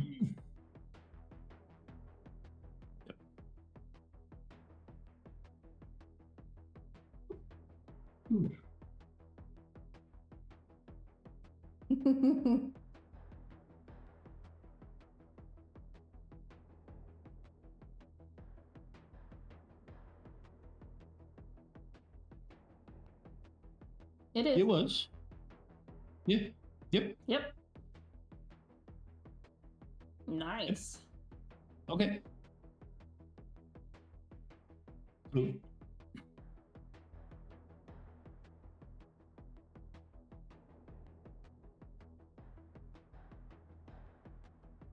Okay. Okay. Sorry, I'm back to muted because I was typing and they can hear all of it. Even though my inspiration was misguided, I'm still gifting Rovan my point of edge. I might need it. I might. It's that way I don't die. Or maybe I can make my trajectory match Raptors. Not to show my hand, but we'll see. One point of edge, and I'm feeling spicy out here. Let's go. Okay. You are. All right. So it is Robin's action. Oh, I bet I gotta. Oh yeah. What do I gotta do? Well, what do you want to do? You saw him flung to the side. I did. And then Buck called me and was like, I know you can get Raptor off the Chimera, as I'm watching the body flop through the air. And I go, right. I say it, he's flying through the air right now. And then the Chimera starts to buck underneath me. I hear I've got to get the Buck out of there, or whatever whatever he said. And I'm like, I gotta.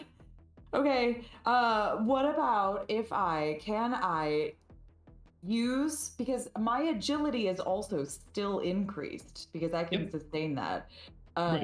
Then can I use my enhanced agility and my whole 1 point of edge in order to get the bucking of the Chimera to throw me in the same general direction that I saw Raptor's body fly in as well, so that I can continue my journey, treat his wounds? Okay. Yes. Yep. I'm gonna call it the spirit that inhabited you. Did come with an edge boost, so you have 2 edge. So yeah, you can use the launching. You can use that as, I'm gonna give that an edge action, cost of 2 to use it to launch you where you want to go. Wow, I have exactly 2 edge. Thank you. Right. So go ahead and roll. What am I rolling? Go ahead and roll agility. Agility. With all those dice on it? Yes, with the extra 5 also. So I got 5, and then I had 3 from my increased attribute, so I'm gonna add 8. Yep. But no other attributes. Yes. Okay. All right. You use it, and land on top of him. Costs you 1 minor. Sorry, like roll off immediately, and I'm apologizing to his unconscious body. I'm sorry. Oh, I didn't mean to hurt you. Are you all right? No, you're not all right. I'm so sorry. Wait. Go ahead and roll treat like you planned. Oh, amazing. Test. Treat. Meow. Did you just meow? Sorry, I was responding to my cat. Yeah. I just do it unconsciously. I just heard treat meow, and I was like, "Are you reacting to the word treat?" Yep. Wait, I bet that he did. That's hilarious, actually. Do I get my extra 5 dice for this too? Yes. Yep. Hello. Okay. Hello. I need to. That's the 5. Thank you. 3 points of treating, and Okay. then I've got to do the drain thing. Do I get to add my bonus dice to this too? I didn't do it on the last one, but I succeeded, so it didn't matter. Yep. Yes. Okay. Look at all these dice I'm rolling. Wow. Oh, I did. I just succeeded. That's great.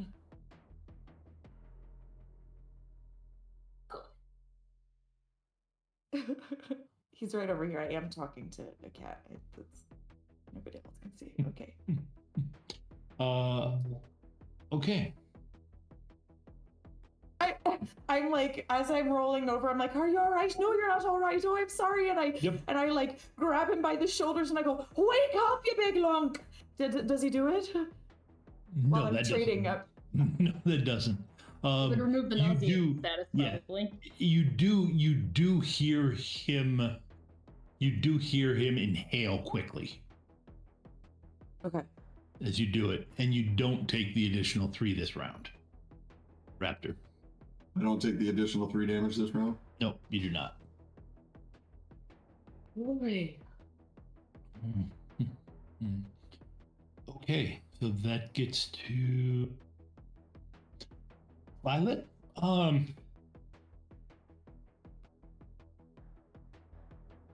Yes. You get an answer when you call. I'm the person that I was calling. What? This is to you, Tom. The name of the person No, I was didn't. calling. Okay, you were quiet for a second. This mic is a little weird sometimes, yeah. Okay. Oh, do you know the name?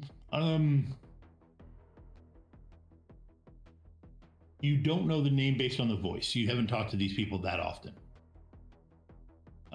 The name of the person I was intending to reach out to through this number. Oh, reach out to that number. Yes.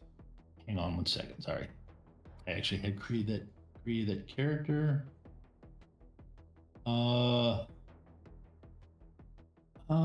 Dr. Nanette Boudieff. Mangling the pronunciation, I know. Can you write that out for me?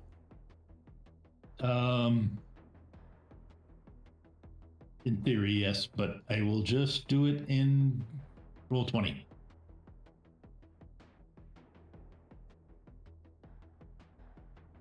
Let's see. Okay, we're in combat terms here, so this needs to be very quick. So Violet will literally, like...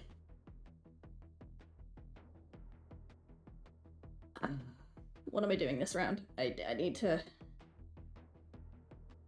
Okay, it's... We can have the conversation. I'll tell you how many rounds it goes over. So just because I don't want to have 6 seconds of a conversation at a time. Fair. Okay, question. Well, I normally figure out what I'm doing before my round comes up, and I was too engrossed this time to think ahead of time. Well, then, that sounds like a wonderful time to take a 5-minute break.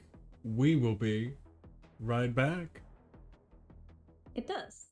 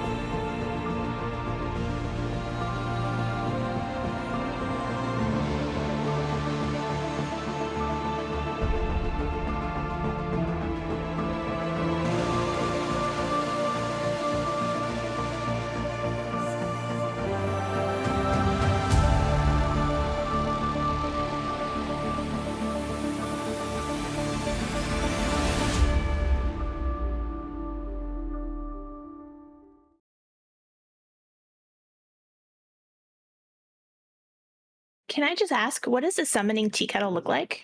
Oh, a summoning tea kettle. It is made out of cast iron that has been painted ritually with symbols in blood, obviously, that are then coated and shellacked over so that they don't flake off, that way it can last for centuries.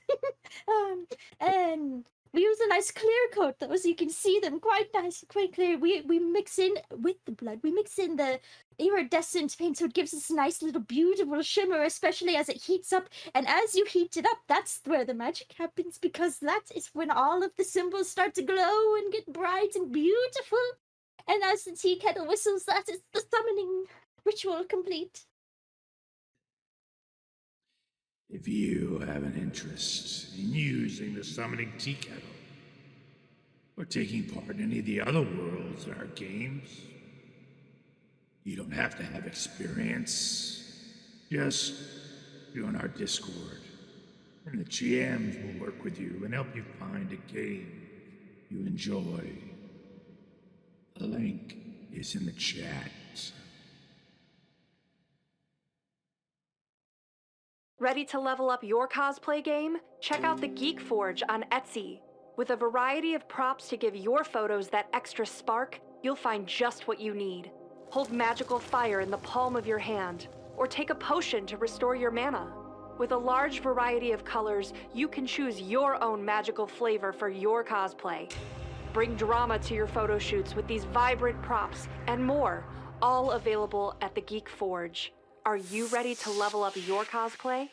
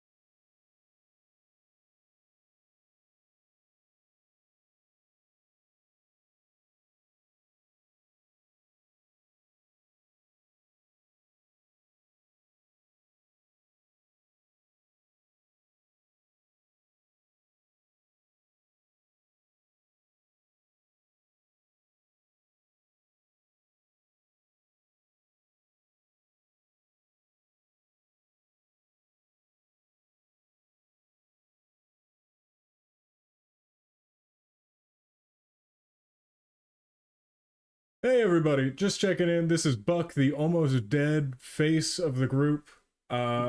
Just checking in to not nearly the second most dead. Sorry.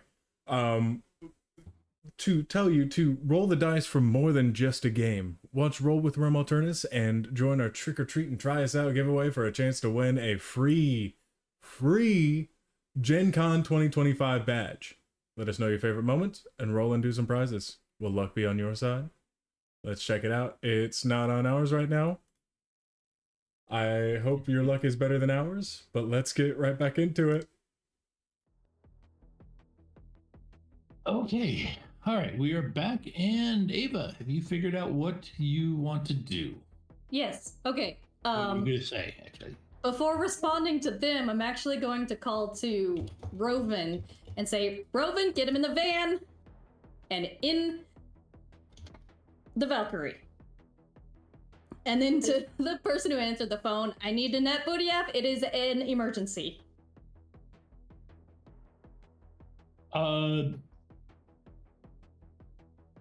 Yes. Hang on. What comlink did you call on? Violet's? Mine? Yeah. Okay. Is Raptor with you? Yes. Okay. The slightly hysterical laughter was entirely in character. Yeah. What is the what's hit him? All we know is it's poison. Yeah, tetrodotoxin. I'm assuming it was a long story. Pufferfish. Pufferfish? Okay. We are setting it. We'll set it up. We'll set up triage for him. And come in this entrance. And they send you a ping. I'll mark that ping for everybody else. Yep. And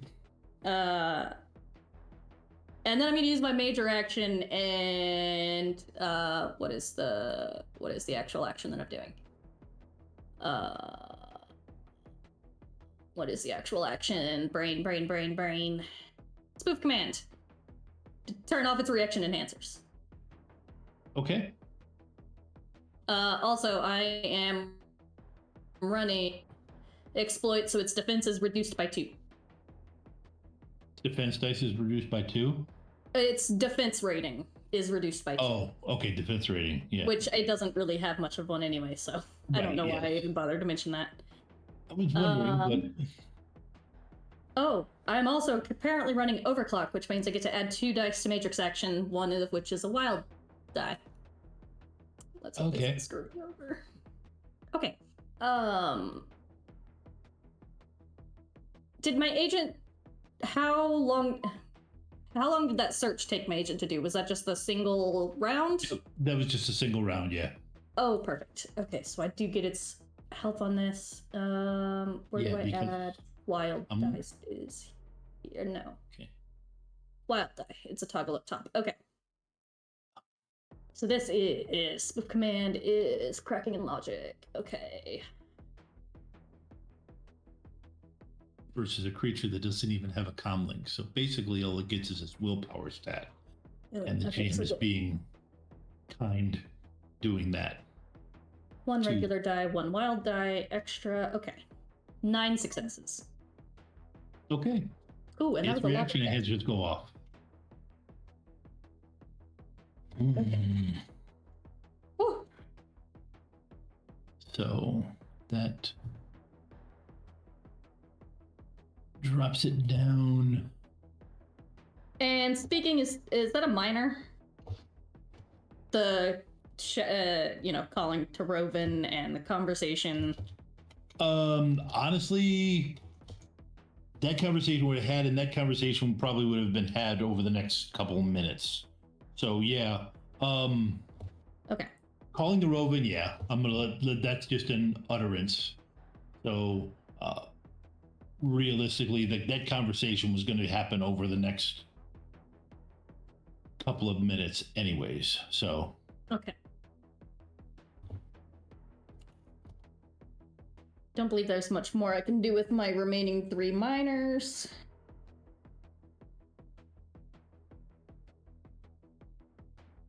Okay, I'm gonna Is Roman re-roll. going to need my help with moving Raptor since he is dead weight? What's Raptor's body? Raptor's body is a 3. He weighs 235. Yeah. And then the extra weight from the new wires that he's got. Yeah.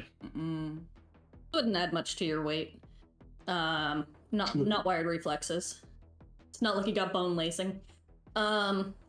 Okay, so I'm gonna tell Buck, stay hooked up to this. It's making sure you don't stop breathing.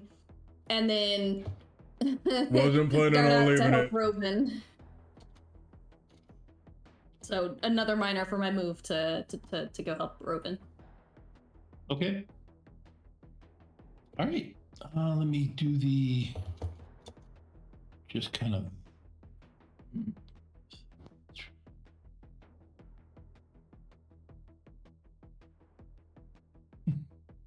Okay, so we got some new viewers, so I'm just going to give the details. A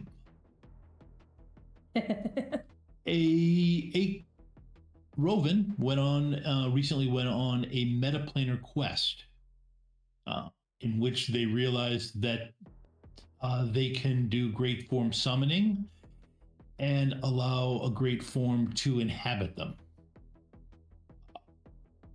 To be perfectly honest, this was one of those situations where I didn't roll on it because the player talked their way into it without even knowing the rules.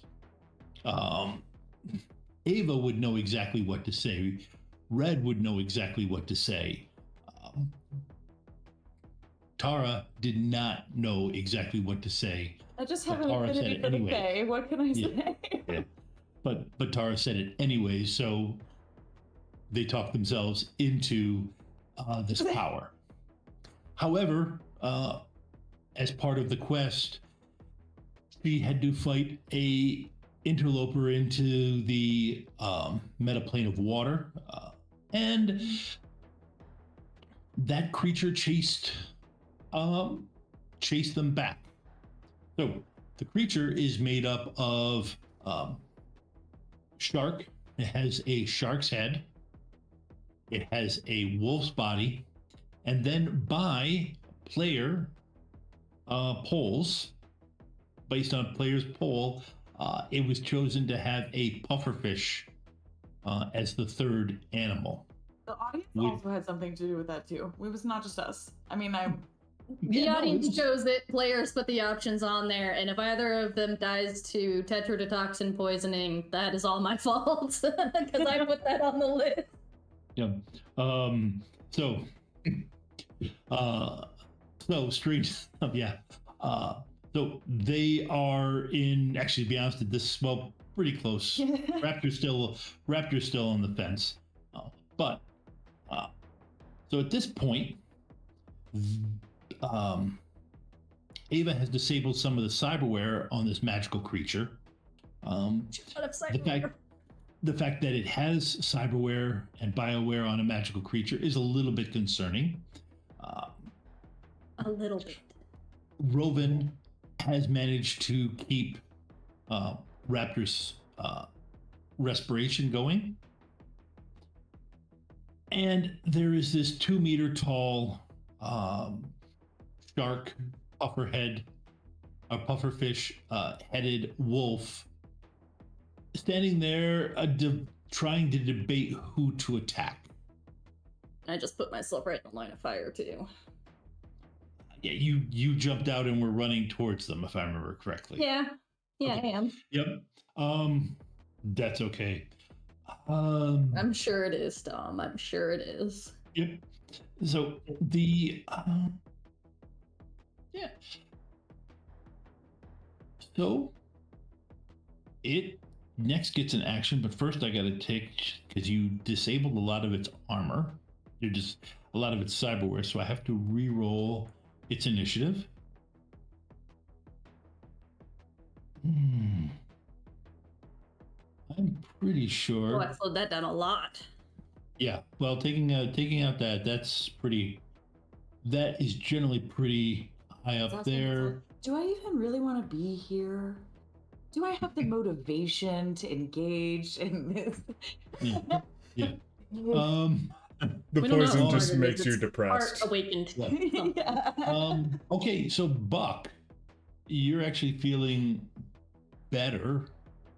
Do you want to roll to see if you have an action? Because you're actually first on the initiative order now. No, let's actually, get it. Technically, Violet, you with a 22 initiative are actually first on the initiative order now. Yeah, good. I'd like to start hauling Okay. character names. What is my problem? Raptor. I keep wanting to say Roven. No, it's the other R name. All right. Give me a body plus willpower roll. Body plus willpower. Yep. It's just a. It's Oh, that's what. Oh, right. Let's yeah. Your strength is plenty enough to carry him.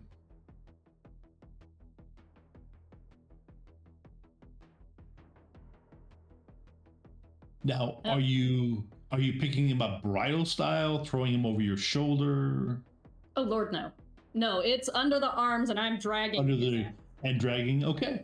All right. I don't think I mean, I do have 5 strength, so I'm not a slouch, but he's, I think, quite a lot larger than I am.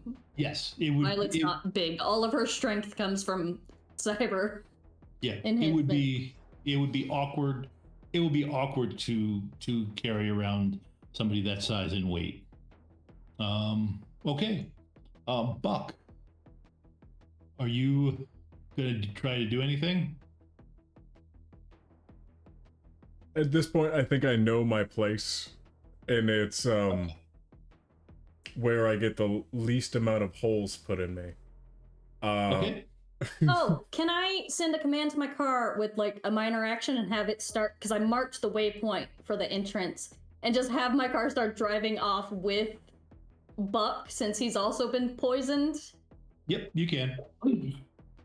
Yeah, it starts driving off because we need to get Raptor into the Valkyrie module because he's in a lot worse shape. Okay. And that will hopefully keep him alive long enough to get him to the dock. All right, so that kind of takes Buck out of the way. Sorry, Buck. I'm still in the comms, though. I would have. You are still in the comms, yes. Yeah, no, I'm still connected to everyone. Listen, I can keep up my inspirational power so long as I can speak, and let me see if I can speak. Yep, that's the key. What was it? Body willpower? Body plus willpower, yes.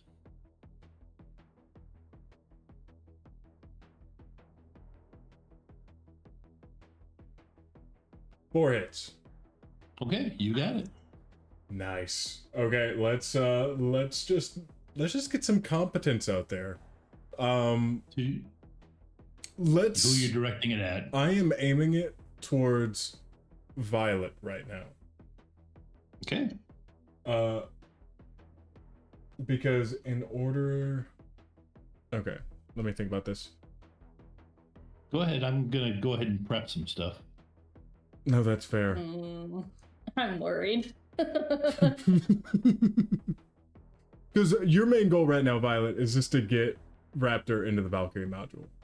Yeah, get him in the Valkyrie module, and we need to get the hell out of here and let whatever HTR shows up deal with this creature.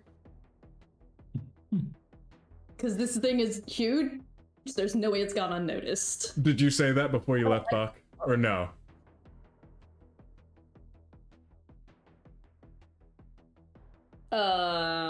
Not in so many words.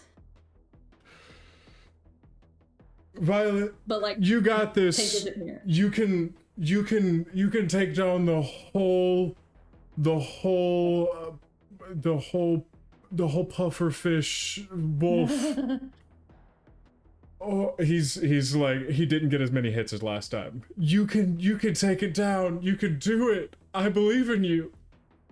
All of his inspiration is just so muddled up with how injured he is. All of it's so indirect. Yeah, I know you could take it down. I saw you punch that guy in that bar that one time. I know you can do it. Really good shot. And then he promptly passes out to go get help. Okay. All right. Okay. Roven. You can roll a defense test. Okay. That. I feel bad for being relieved that it's Roven and not me. Defense, there you are. Here's the button. Yep. Okay, here it comes. Okay. Ooh. Okay, can you describe how Roven is dressed? Let's see. Well, this all started after I hastily went into the water. I think I'm wearing like it's like it was like a cargo jumpsuit sort of moment, but like I cut it to be overalls. So like the sleeves can be put on or not. They're like I slit it, I like tore it. Okay. So it's like but it's also a bib, and I don't have the sleeves on right now. So it's just like a bib. And I've got just like a ratty tank top underneath it. Okay. Yeah. Okay. Big boots sort of moment. Okay. No. Okay, so the chimera charges at you. And as you duck under its gaping mouth, it chomps onto your the back of your clothing. Is it like holding me up like by the bib of my overalls from the back? Yep. And starts running off. So, no. the chimera played fetch with Roven. Oh my gosh.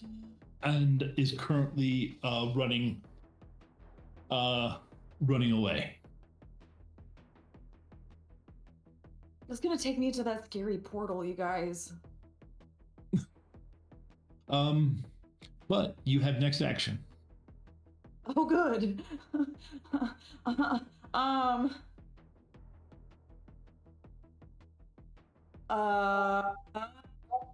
I think I'm gonna oh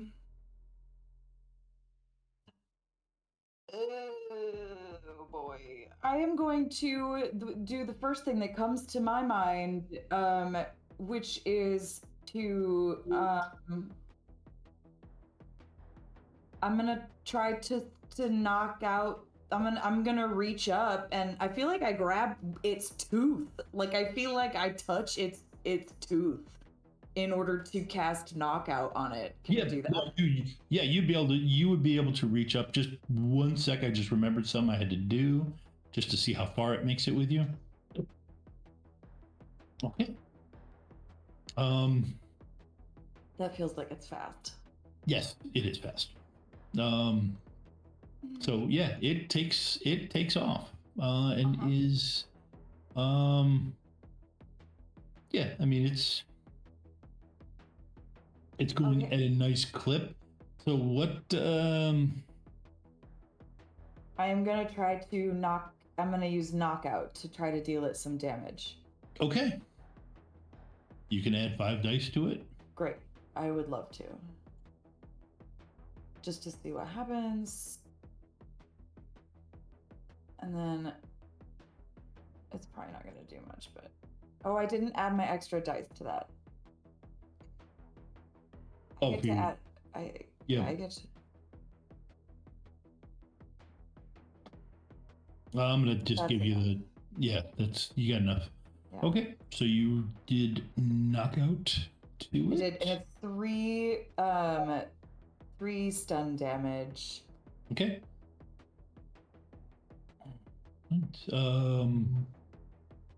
That I believe is well,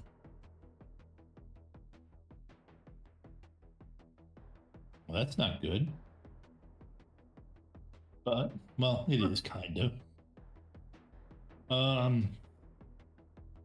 It is for us, no? Yeah. Okay. Yeah. No.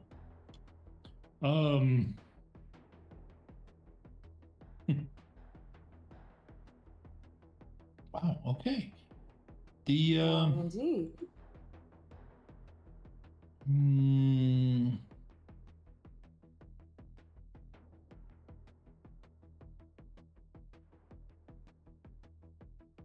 No, K does not give up. All right.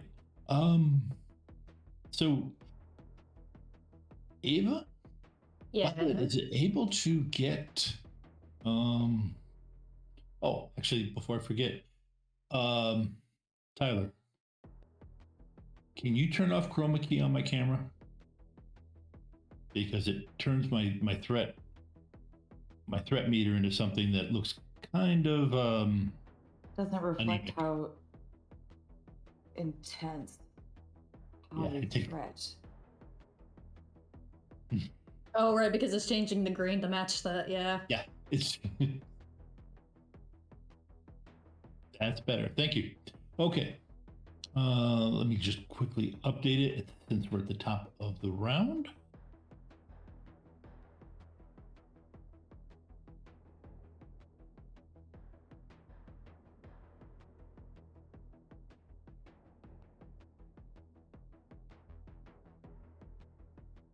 Like that growing higher.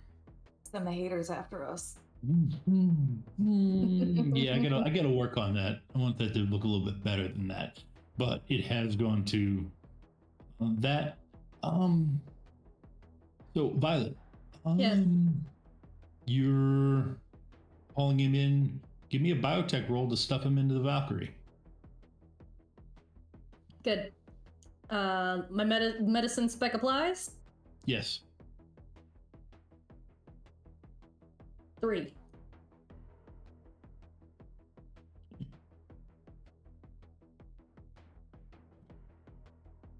Okay. You get him in. He stops turning once it's in there. It kind of takes over, and he stops turning blue.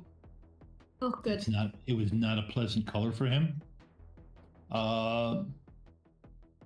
Tank. Then we're gonna get the hell out of here. Tank, you are. Oh, actually, yeah. You go up and just start driving. Yep. Because Rovan has disappeared. Rovan didn't make it in the door. Alright. I need to work on keeping these two alive. I can't. What am I supposed to do? They have their comlink on them, right? We do. I can track that. Just to make it, so long as it doesn't get turned off, I can track that. I'm sorry. Or go into another world of existence. If that happens, I'm screwed regardless. Yeah. I really can't do anything in that case. No. Oh Lord. Tank. You are woken up. By somebody in a doctor's jacket. Looks like you're in a doctor's place and you feel, well, a little bit groggy. Pretty good. Like you just had a really long nap. Okay. The last place I was at where there was a doctor's office, I was chained to a bed. Yes. So I'm going to make sure that I'm not chained to the bed by checking my wrists. Yeah.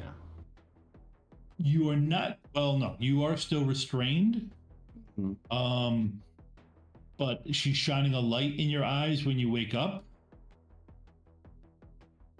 Can you do me a favor, please, and count backwards from 13?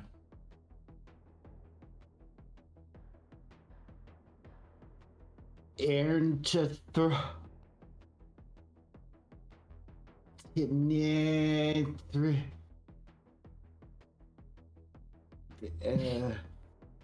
Nelly. The number's going down. That's what I meant. Oh.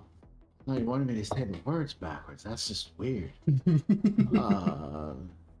Then there's like 10 and then 9 Okay. Oh, somewhere in there, there's a 7 and a 5 too. Do you feel aggressive at all? Always.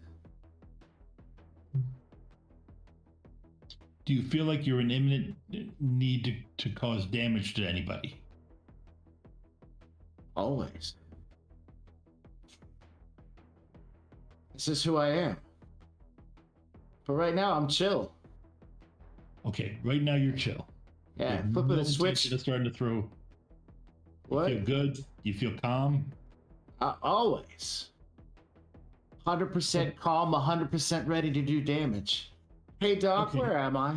And is my name Tank? Because I just need to make sure I wasn't dreaming. Your name is Tank. Oh, You, good. Had a lot of materials, a lot of substances in you that we needed to filter out. Did you your save friend- them? Yes, they've been checked and they've been checked on. Your friends had to leave. Oh. But they're on their way back. Okay. But we need this bed. Well, I'm sorry I'm in it right now. No, you need to get out of the bed. I'm sorry I can't. I'm strapped in. See it. She's actually she's undoing the straps as she says this. Okay, well, I will help as soon as I have at least a hand free. Okay. I don't want to damage the bed or anything, so I just want to get out. With the toxins out of my system, I can definitely feel like a difference in the ebb and flow of my body as I like move for a moment and I'm sitting up. And like where I would expect to have like a wooziness, there's an incredible sharpness as my metabolism is just chewing through everything on the inside. And I go, "Hey Doc, do you got a pack of crackers? 'Cause I'm real hungry." Did they have to clean off all of the taco temple that I threw on Tank's body before I left? They most likely did, but I'm going to get to that. Yes. I'm going to talk about the cheese in my beard. Yeah. Yes, on that table there is some on that table there's some taco temple that your friend Buck brought. Oh yeah, Buck, yeah. I'm gonna If you walk could over. go over there and eat it, we need the space. We need to get the bed ready. Oh yeah, sure. Hey, do you need this? And I take off the gown and hand it to him. No, go. Keep I'll go ahead and that put on. that on the table. They at this point you're off the bed and over near the table. Yeah. They ignore you. They start stripping the bed, bringing something in, talking about filtering out poison. Yeah. You see Just eating a taco while they talk. Yep. Yeah. A display pops up with a biomonitor feed. You don't really understand any of it except for the fact that it's got Raptor at the top of it. That's fantastic. That it says Raptor, not Red. Because like I don't know who Raptor is at this point. Okay, so I'm just gonna eat a taco and stare at it for a minute. Yep. Hey, that's my buddy. Yes. Okay, so all right. That takes care of you and them setting up. Buck. How come everything smells like cheese? Is that like a side effect? Like old cheese too. Hey, why don't you just sit there. All right, the other bed's ready. I don't think he's as bad. And they come and get Buck. You pull up outside of a place and they come and get you. And load you onto a they load you onto a gurney. They destroy your shirt, tearing it all up and everything, examining the what were you fighting? These things have barbs on them. It was big. It was like I don't even know what to call it. Hang on, let me look at Twitch chat real quick. Yeah. What was it? It was puff like an arc. I think it was either that or a pufflebark. I'm not entirely okay, sure. He's delusional.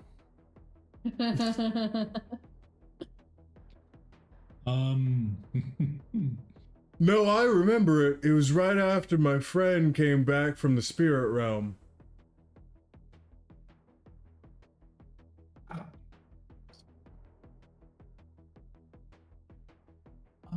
Let me roll.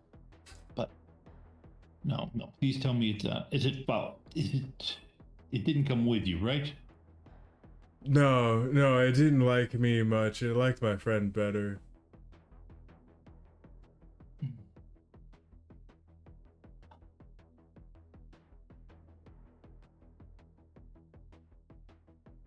Come on, man. There it is. Do you guys still have my tacos? Don't worry about eating right now. Okay.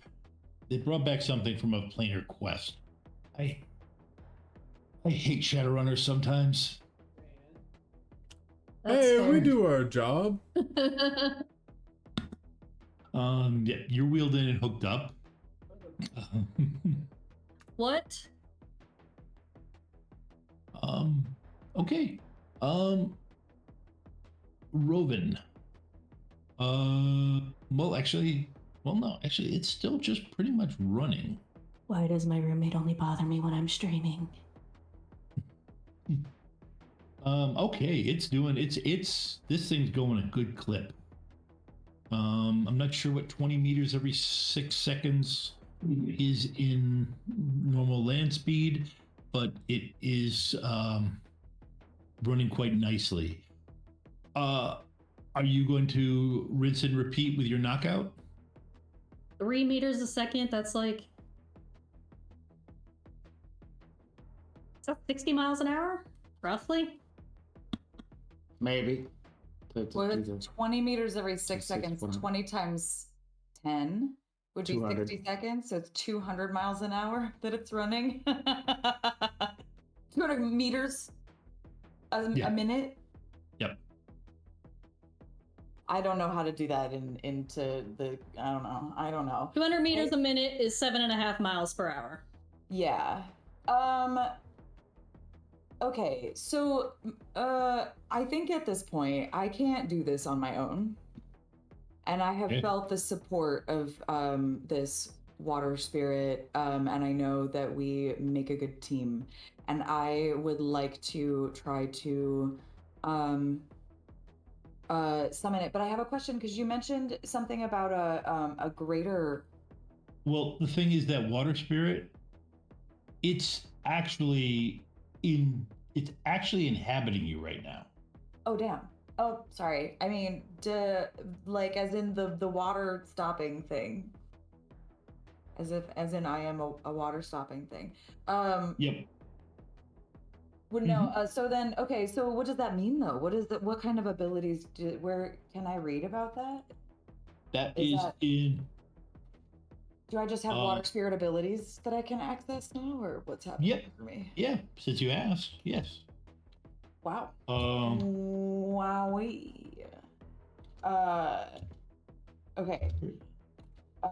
Then You gonna try and tap into its combat abilities? I think I am. Yeah, I've just gotta pull it up here really quickly. Oh, I went too far. Too far.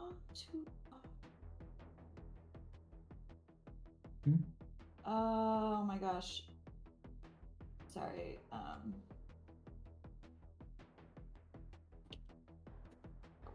There it is. That's what it is. Okay. So I'm going to try to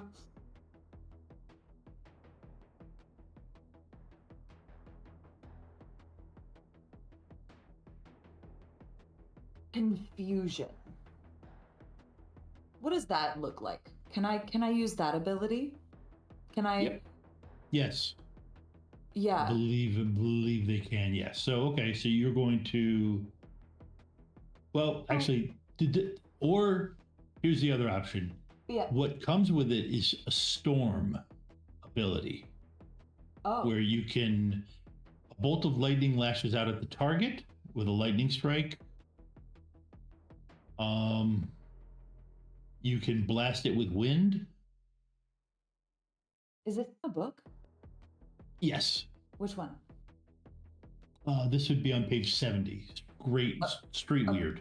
Street Weird. Okay. Yep. So, yeah, you'd be able to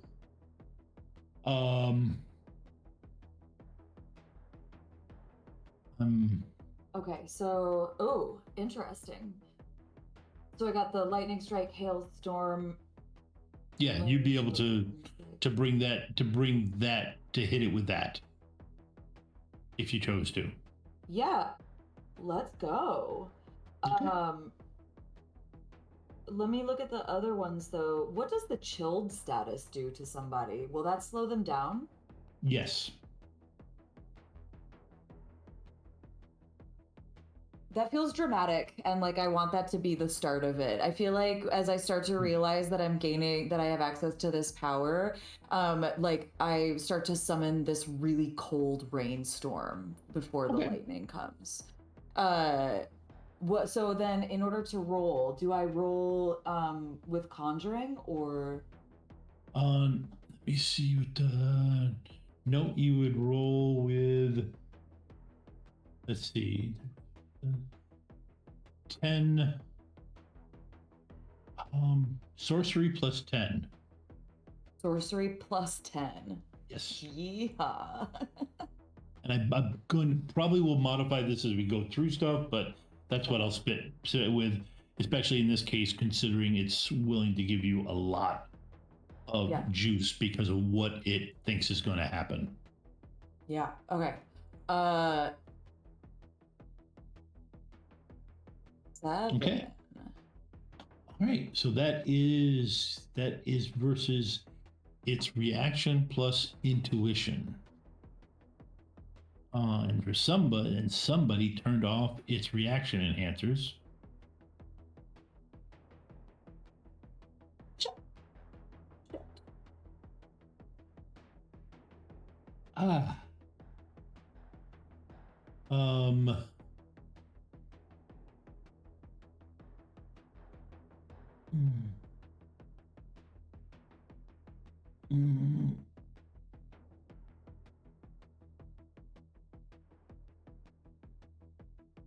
Okay.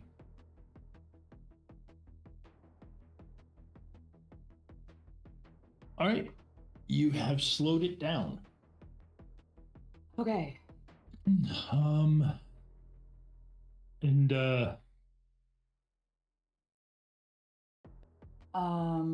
Yeah, I don't think I really have very many good minor actions to do, and that's definitely a major action.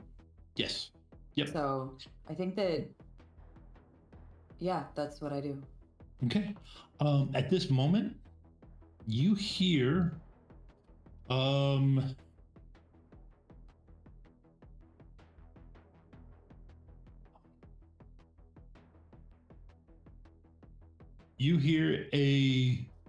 it slowed down, now hit it.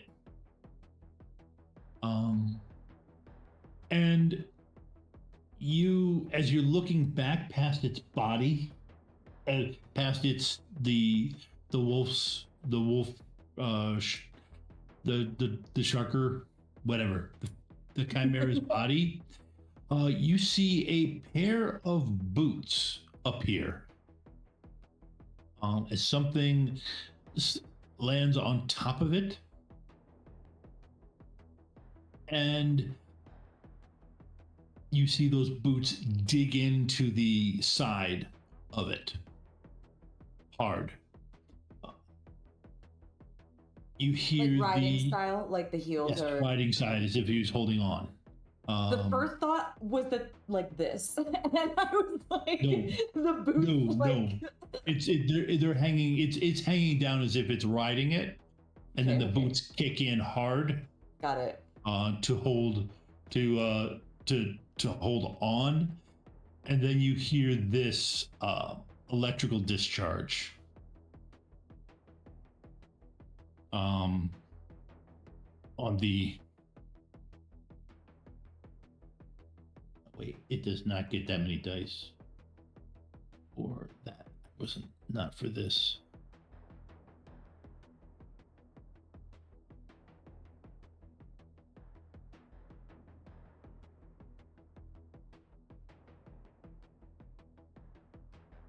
Yeah.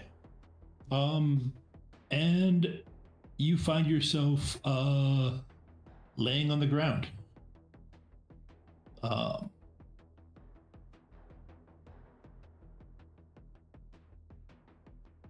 You mind turn off the rain, ma'am?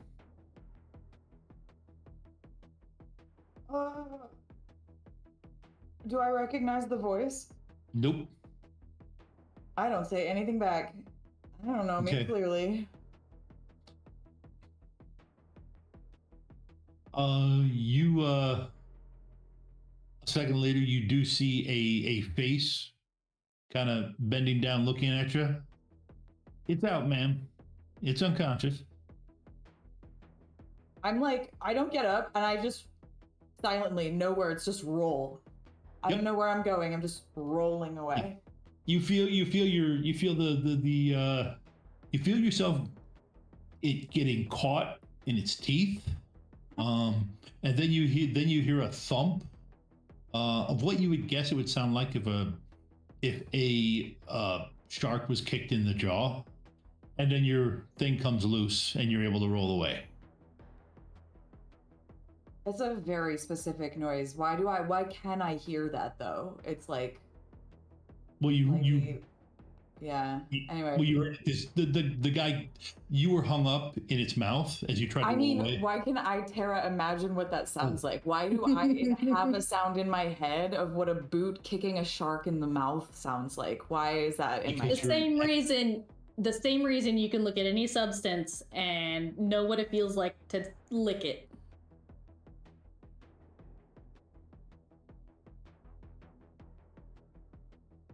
Oh no. Even if you've never licked it before. We did not put up a proper parental consent to go any the farther parental along. advisory was put up. We did warn you. But not where this is going. I was picturing something more like a cotton ball. I've never licked a cotton ball before. I know precisely how it would feel to lick a cotton ball. How did you pick the one thing that I hate so much? I don't know. It's always my go-to example for that. I hate cotton balls so much. I'm just happy it was clearly a T that she said, that third letter. Okay, moving on though. You hear some more boots. You hear the whine of jets. And then several other Don't worry, Tom, I got other it. things landing. Landing around you. They're landing in the area. As soon as my jumpsuit is free of the shark's teeth, I literally am gonna scramble to my feet and I'm just going to power walk. I'm not gonna run. I know they see me, but I'm pretending like they don't see me and I'm just walking. I'm walking in the direction that we came from. Until they stop me, I'm just going, bye. I don't even say bye. I'm just like, nope, nope, nope, nope, nope, nope, nope. Yeah, you hear them have some conversation, but you also hear somebody shush them, and you're able to walk away. Give me a perception roll. Yeah, that would, yeah, if I...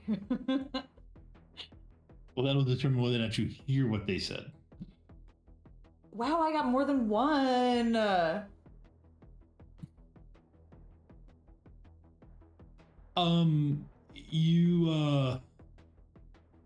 You don't hear everything, but you do hear a specific. Well, she's channeling something strong. Best leave her alone. We got our target.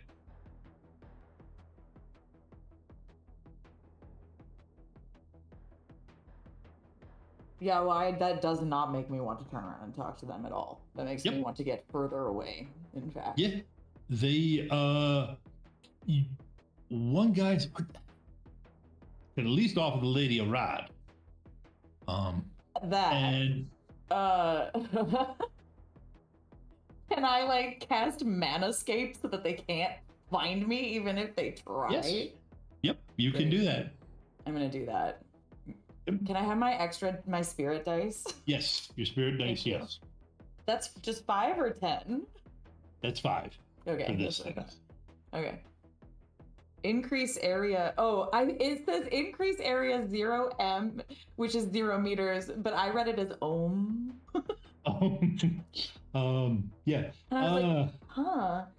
How I don't need to, if I center it on me, it doesn't need to be increased anymore, right? It's really just, I want to be like a blur in the astral, essentially. Yep, that does it. And you hear something about, and now she's gone. And now she's gone off the astral. Tex, your charm, your charm with people continues. You said Tex? Tex, yes. Okay. Because I'm just going to lean into the stereotype.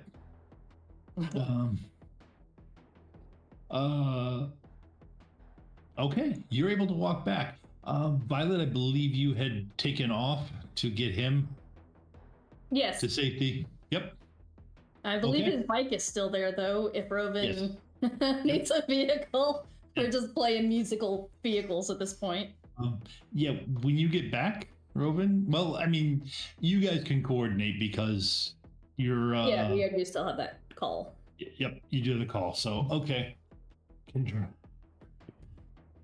You guys, yep, you still have the call. You guys coordinate. I dropped the threat level down because by the time the cops get there, we will no longer be there. Will no longer be there. We're still high threats in our heart.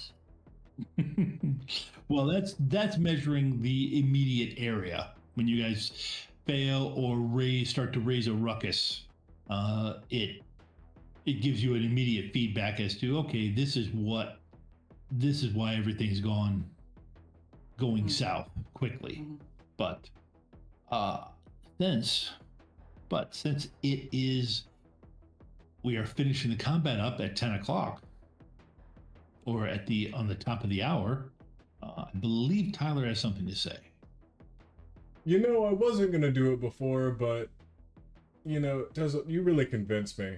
Everyone, make sure that you, and I'm stalling for time, but also building anticipation, roll the dice for more than just a game. Watch Roll with Rem Alternus and join our Trick or Treat and Try Us Out.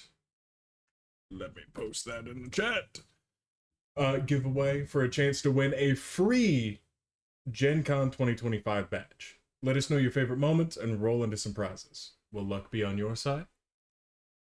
I can now say, now that I'm being treated, I'm no longer being neglected. So, it can be our side. We'll be right back.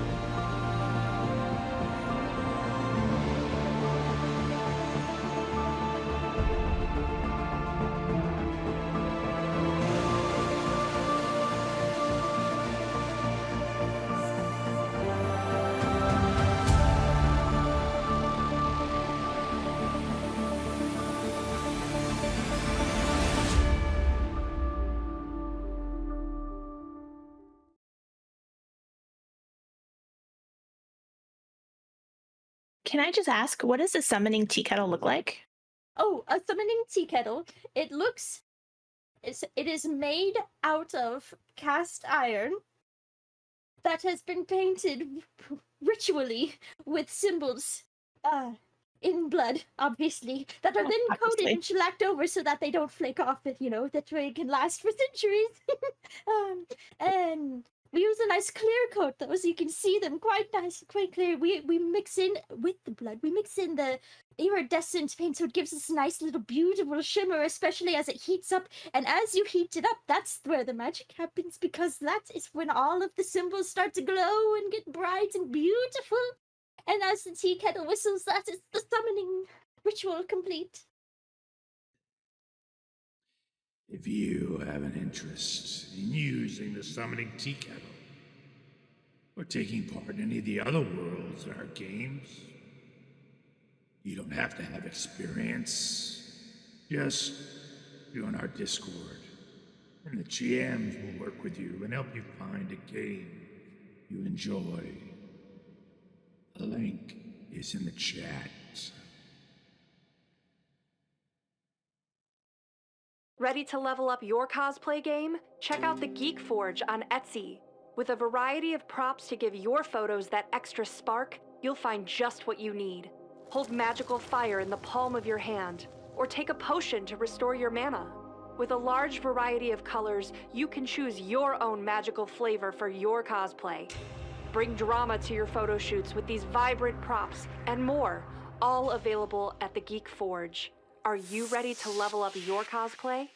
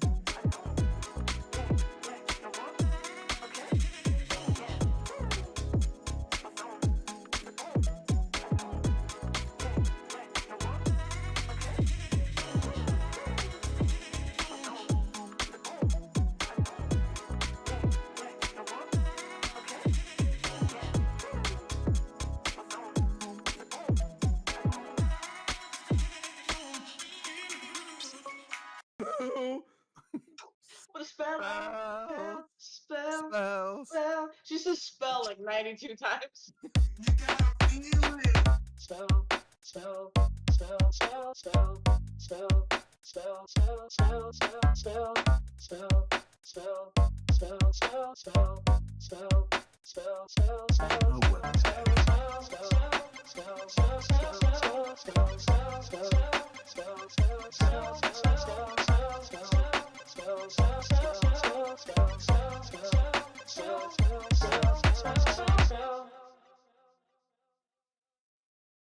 You get to play with us now, which is so exciting. So with channel points, bits, and subscribes, you can give rewards to the player of your choice. So how to do that is, no, not Bob.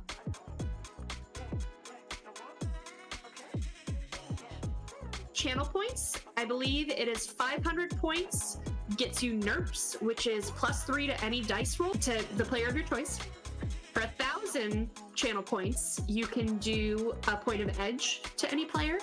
And for 2,500 channel points, you can do 4 edge to the player of your choice.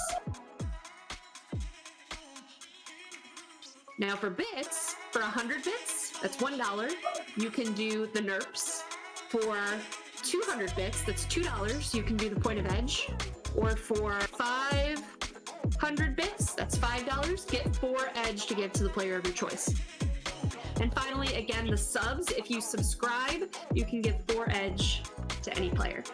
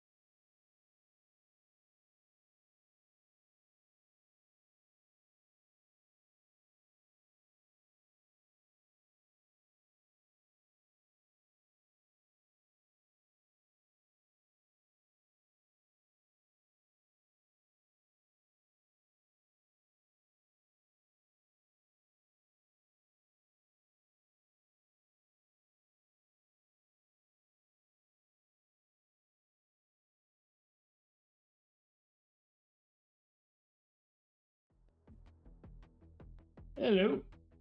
Thank you for sticking around. And one thing the GM forgot, so he's going to do a little bit of an edit. Robin gets to the bike, and they're going through to adjust to get it so it'll work for them. One of the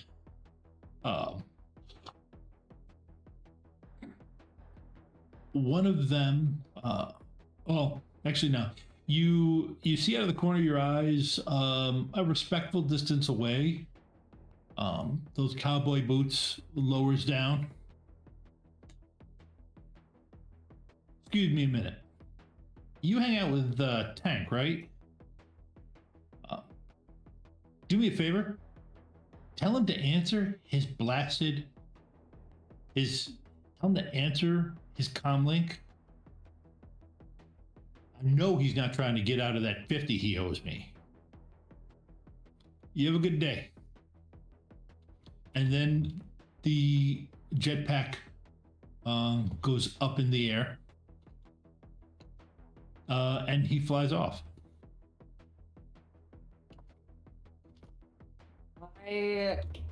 Okay.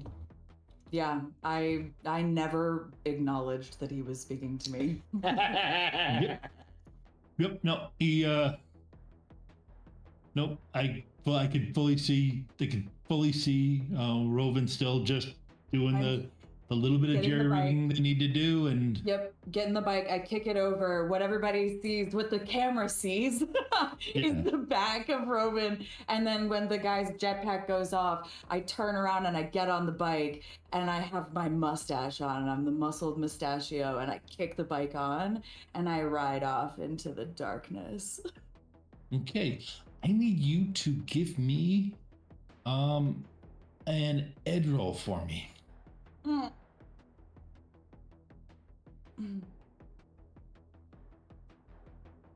No other attributes. Yep, no other attributes, just edge. We do this for luck. Which I have run out.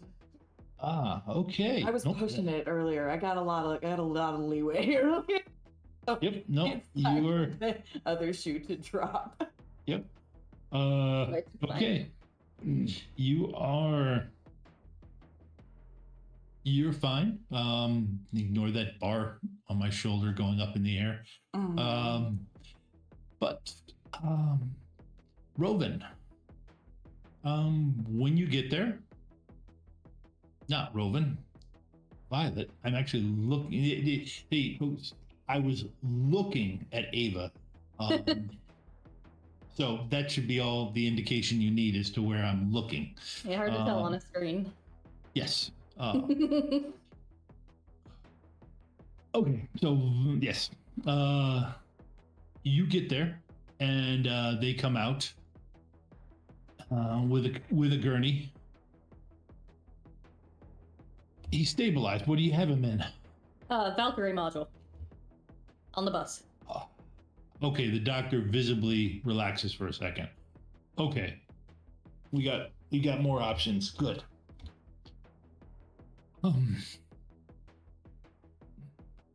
Then they go in. I assume you let them into the bus. Yeah. Yeah.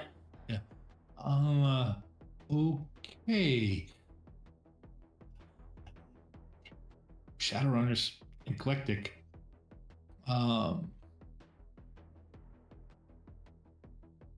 Okay, let's get this all. I never did find out who took that picture. Yeah, it's kind of strange. The picture would have had to have been taken like right where the Valkyrie module is sitting. But anyways, I'll be checking for bugs. Like Okay. once they've taken him in, I know he's in good hands. I'm scouring the van for bugs. Okay. All right. All right. Go ahead and give me some electronics rolls. You can just roll them in chat, and I will check them later to see what you found. But hardware, spec or no? No, because you're looking for Logic or intuition? Intuition, because it's not like she doesn't. Because you're looking for them some strange transmissions, and it's not I like have a bug scanner to help yeah. with this. Oh, okay. If you do that, then yeah. Okay. So, Rovan, the muscled mustachio, arrives right as they are wheeling Raptor off of the vehicle. Ooh, bug scanner is electronics plus logic. Okay, then go ahead. 2 free hits on the test. Only need to tie the opposed test. Because it's wireless. Okay. So, yeah. So I assume you go in. You go in with Raptor as he's being wheeled in. Yeah, All right? absolutely. You see them wheel him in to a room. And then,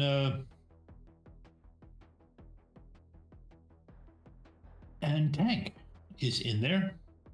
Tank is in there eating tacos, or probably finishing off the last taco.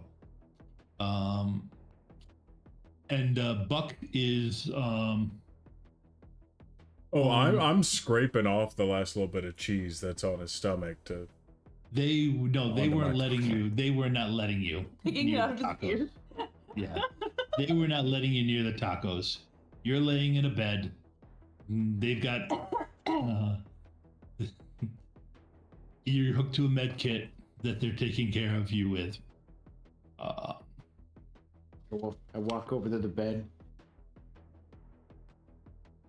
Want a taco? Please, more than anything.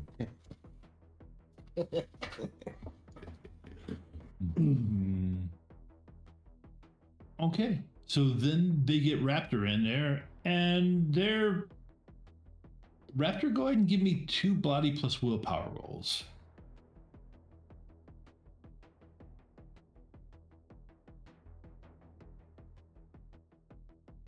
Ooh.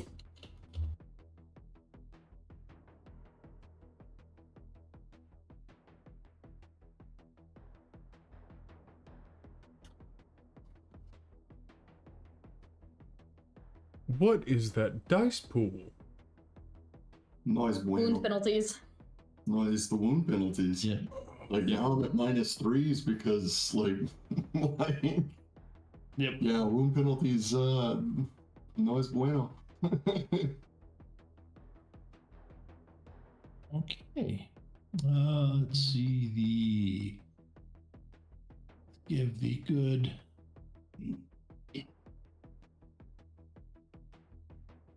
Come on. There it is. Hey, what about? Am I allowed to share? Apparently, there's this ability that comes in habitation called regeneration. Mm-hmm. That is just for you. Only for me. I can't share it at all. No. It's one of those things that come inherent with spirit inhabiting your body. Yeah. Yep.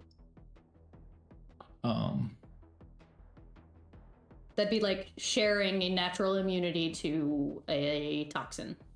Not really a thing.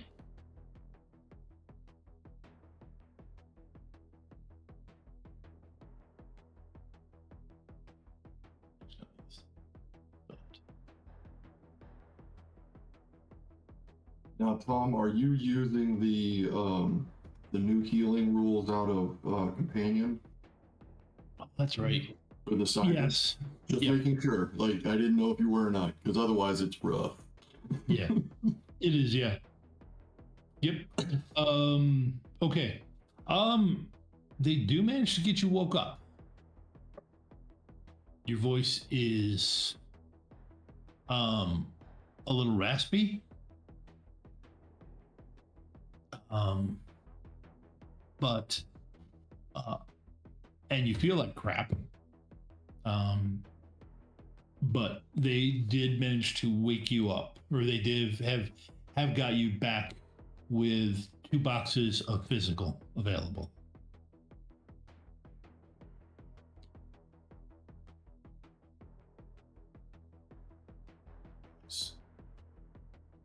We only let you go. You left here less than 4 hours ago. Oh, man. You know, when people's in trouble, you gotta help. It's just the way it is. We're gonna let you. That's why I joined your network, is to help people, right?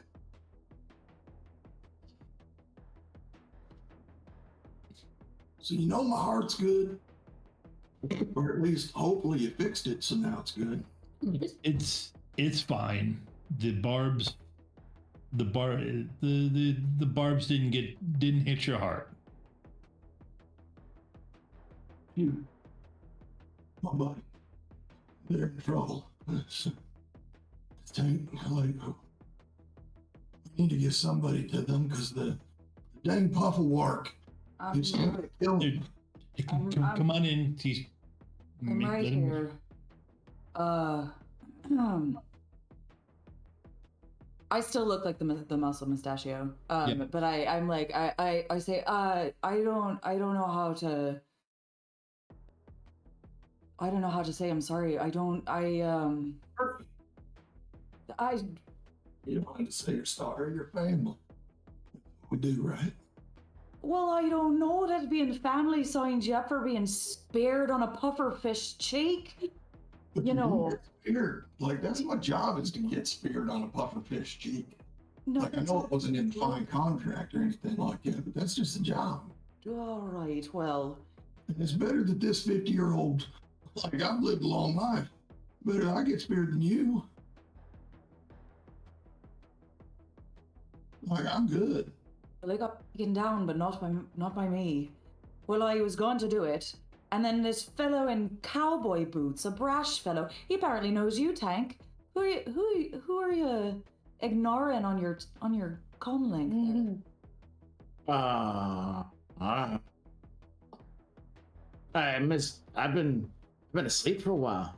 Besides, next time you decide to go get stabbed, call me. That's my job.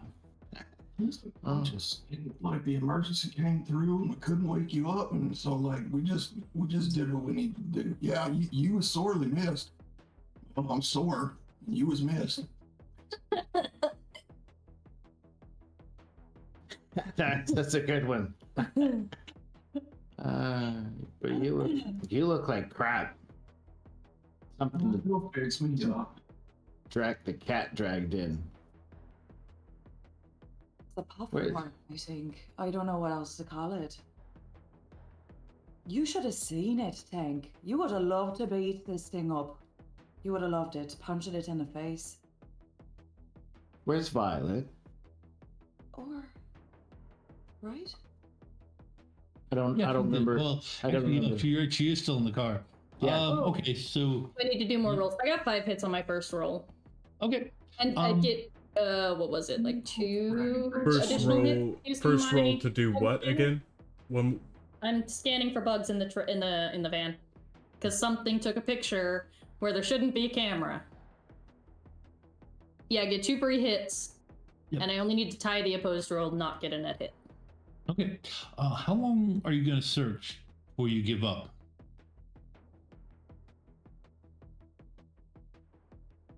I have 6 hours left on long haul. At least an hour. If I haven't found anything after an hour. Yep. Okay. I'm going to suggest Rovin install a Faraday cage in their garage, and then we take it apart until we find whatever the bug. Okay. Yeah. I'll have a conversation with Rovin if I don't find it after an hour. Yeah, you don't find it after an hour. Don't like that. I'm shocked, utterly shocked. I don't. Yeah. Okay. So the answer. She's still in the. Okay. 1 hour scouting for bugs. So I've got probably a little less than 5 hours, given the Yeah. The driving and stuff took a bit. Okay. But at this point, Check to know when I pass out. Yeah. Lots happened. You guys can catch up and talk about what you went through. I think the last thing has been Muscle Mustachio had asked Tank if he knew anybody with cowboy boots. I don't think Tank does. Maybe Tank does. But Memory what's in check. your comm link? Open up your phone, mate. Oh, Eyelid had that. yeah. I don't have that anymore. Oh. Well, And Violet's got my meta, and my other one's gone. all right. As So- someone who's How the- regularly gone out with Tank to drinking events, to bars, to whatever, would I have any knowledge? You can roll memory, sure. I mean, I'll roll a memory. Somebody I know that wears cowboy boots. Let's both go at the same And time. that probably a bit in Seattle. Oh, I forgot. still have Is my this wounds is this pre-injury or post-injury? Post-injury. You don't have any more. Tank, you're all set. You're all healed up. Head wound. Post-head wound. Oh. I'm still hurt. No, this would be pre-head wound. Pre-head wound. Let me roll that again. Yeah. Yeah. Buck, you've never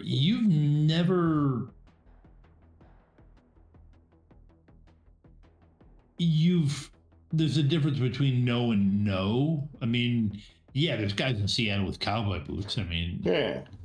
I'm in New York and there's guys with cowboy boots. Yeah. Just being able to tell who exactly they're talking about. But I don't get out very much in Seattle. yeah. But there's not nobody you can think of. Nobody stands out. Okay. And I will admit I'm a little bit different because I've worked rodeos in New York, so my experience is a little That's different. than most. yeah. So, okay. Yeah, it doesn't, I mean, you've known guys, you've been around a lot of guys.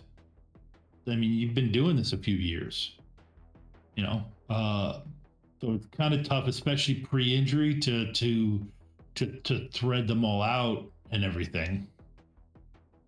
And I don't think you mentioned the owing money part, did you, Robin? Not yet, no. Okay. But I just remembered that he mentioned you owed him money. Funny how that came back into my head just then. Like a voice from on high. That's weird. Yeah. I mean, does that help jog any memories? Watch the Discord. Watching the Discord.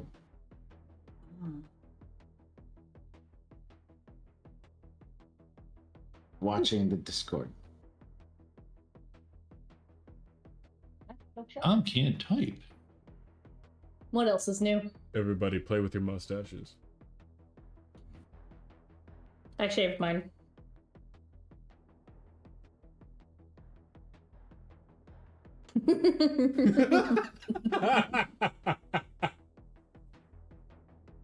All right. So I'm gonna. Oh. No, he cheated. I don't owe him anything. No. It's nothing to worry about. I'll take care of it at some point. Don't worry about. Well, he just took down a Pufferwark, and what they'll do with it, I don't know. But he dug those hills in real hard and decided that giant beast. It'll be fine. He's nobody. I don't know if I trust you on that. Can I do a judge intentions on you? Are you? Is Yeah. that would? That's fair. Yeah, go ahead. Go for it. I have con. I mean, yeah. Honestly, yeah. No. It's No, you know Tank well enough that he doesn't. You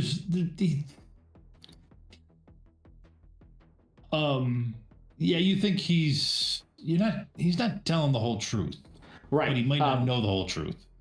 One of the things that Tank does is no one is a worry to him. Physically, he does not see that anyone ever is going to be a threat. He doesn't see it that way. Everybody is an option, a challenge of some type. So whoever this guy is who wears cowboy boots and took out the Fuzzle Wark is just he's probably some no-name Joe that, so to him he's... Well, he didn't give me a name, so that's what we'll call him, the no-name Cowboy Joe. That sounds about right. Well, if you're not worried, I suppose I'll try not to be. I'm more worried about you guys. Like, I went to sleep and woke up and holes. There's holes in them. What happened? What?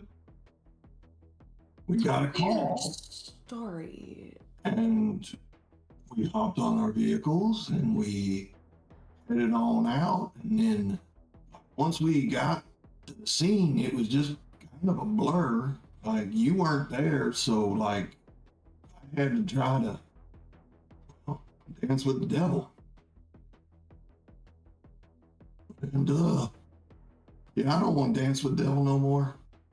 I'd rather make sure that I'm well in the shadows again.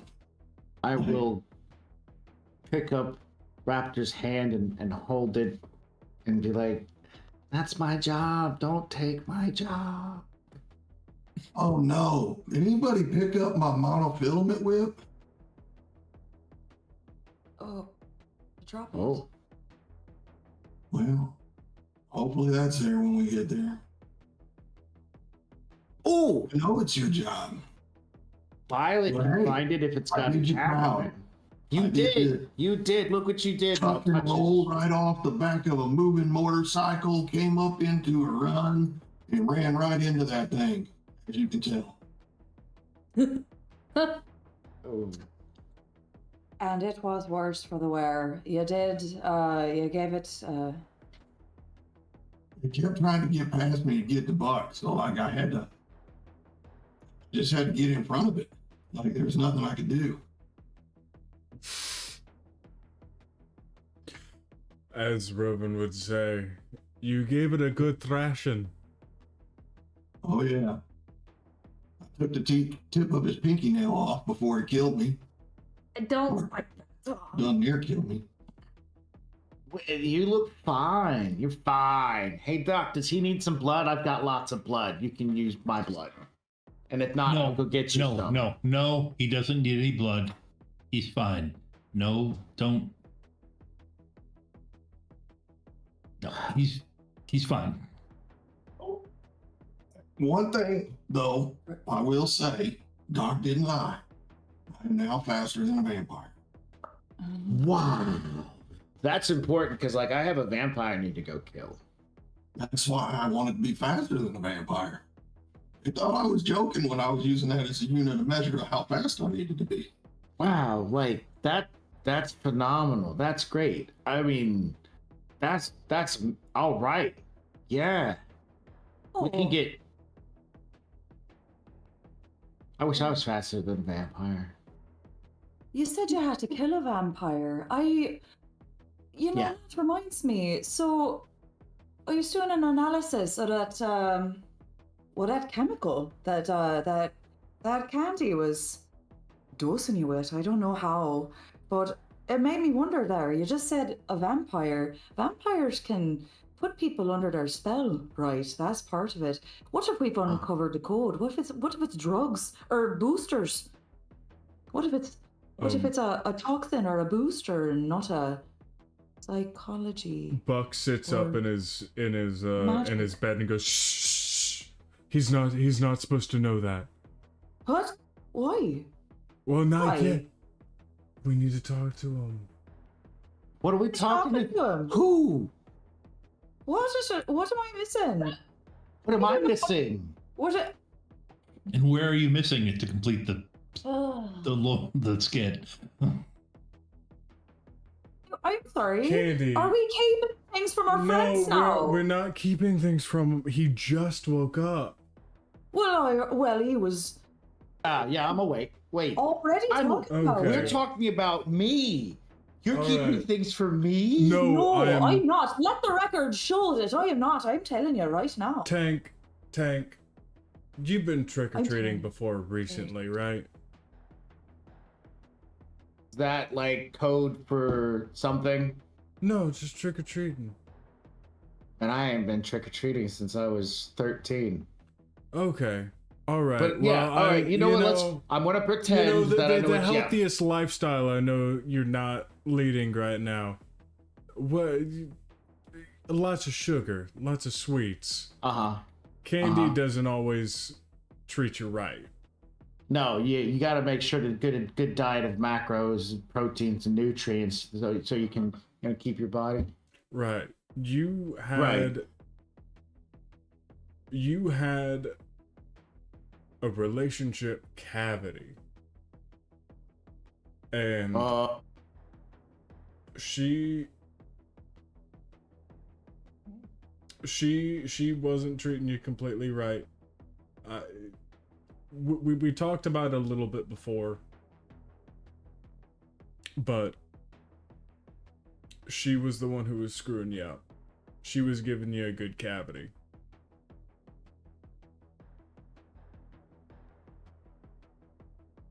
Wow. And I'm gonna move from Raptor over to Buck, and I'm just gonna put my hand on his shoulders, like, that was profoundly moving, man. Like, I get it, but why would she do that? I heard from the shaman. I'm not entirely sure, but I know it's something about some bloodsucker out there. That's all I know. But And Tank is gonna freeze, like, in a pause, like his little gears turn for a minute or two, and maybe they break a little bit because they haven't been greased enough. And then he's going to look to Hamster's Robin. emaciated because it hasn't had to run in a while. Or water. And he'll look to Robin, who is also an experienced caster. And there's like this moment of like elevated thought where he goes, that's why she pushed so hard for me to get my initiation, to make me stronger at magic. To make what? To make me taste better? To make me give more power to Bloodsucker? I don't understand. I start looking for my phone, and since I'm in my underwear, I know I don't have my phone on me. Steady there. It's all right. He'll walk around the room kind of like slightly confused, trying to figure out where the door is before he gets stopped, and he's just like, I need to find Violet. She's got my phone. I gotta call Candy. We're leaving. We'll get all your stuff. All right. Can we all leave? Is it safe for these two to go? No. They need to stay here. All right. Well, put some pants on at least, Tank. It's I mean, you reasonably, you probably have a pair of pants in your car for a Tank, considering how often he drops his pants. You can have mine. You can have mine. Underneath the covers, he slips off. Buck slips off his pants. And given the relationship that we have, I will assist in taking his pants off so that I can wear them. They are dress pants, so they're good, and like, but there were the resilient stuff, like the good stretchy stuff, you know. Yeah. You get some rest. And we'll be back shortly to check on you guys. Tank on the phone. I made sure to download some vampire killing movies. They're old, like The Lost Boys and stuff like that. But it's good research. Tank's eyes get great big at the thought of doing research by watching old trids on hunting vampires.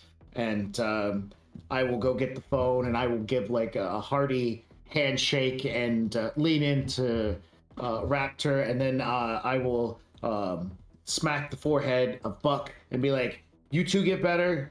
And we will be here waiting for you guys. We're not going to pull the trigger on this. And, you know, no Mohawks out. So you're back up and running. Thank you, Tank. Thank you. Buck, where'd you get that taco? Oh, I brought it for the nurses a while back. Just little follicles of hair just like mixed in. Like it was some older chews, but I'm gonna work with it. You do you, man. You do you, man. Thanks. Okay, so as I understand it, Tank and Robin are walking out basically about the time that Violet is losing her mind for not being able to find the comlink. Sure. Yeah, wherever the image was taken. Yeah, wherever the image is taken. I do want to ask Robin in the hallway something. Like, I say, like, well, it just doesn't make any sense why she was so friendly and she was working with me to get better at my abilities to use me that way. Like, I don't know enough about magic. I'm an idiot for the most part for all of that stuff. So if you know anything, I'm more than glad to listen. I was never initiated. I don't even know. I feel very flattered that she came to me. But actually, well, I wonder, and I become a little introspective for a moment, and I wonder if I can ask the ancient magic intelligence inside me if it has any insight into why this would be. Do you have to talk through your belly button or something? I pull up my fake phone. This is my favorite. This is how I always talk on my comlink. So this would be how I talk on the astral phone too. Let me ask. Does this work? Hello, Ariane. Yes. One step away from a tin cannon string. Sounds very. Just a minute. Yeah. Wow. Hello. Good to hear your voice.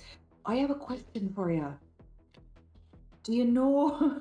Is there any? My friend here. You can see him.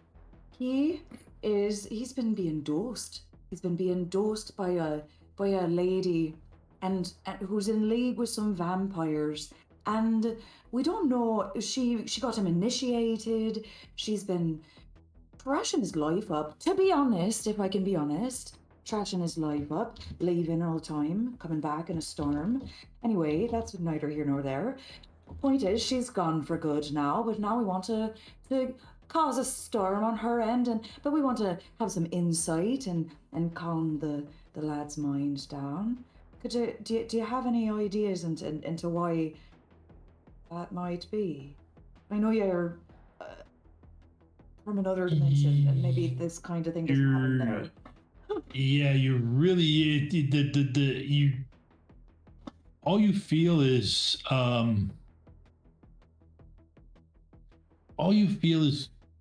confusion. Right. Me too, honestly.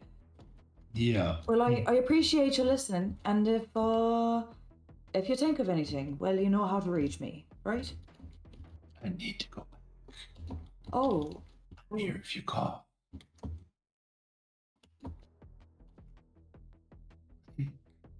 See, you had to, do I have to physically take you back? You have to say Go home. Oh, go home. You're all right. You next- can leave.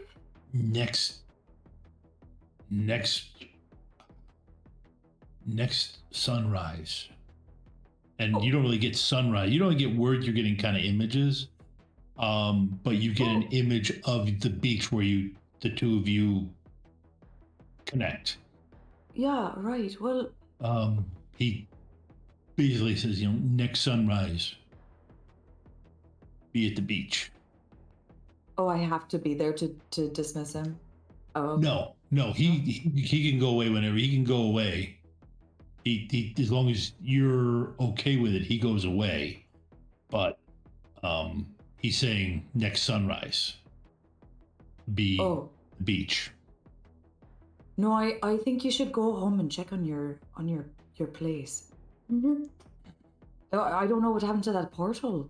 I mean, I see it seemed to be closing, but you should go. We'll meet again. That's all right.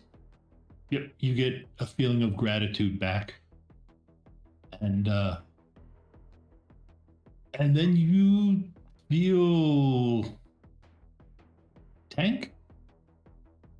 All of a sudden, it's like she shrinks a couple inches.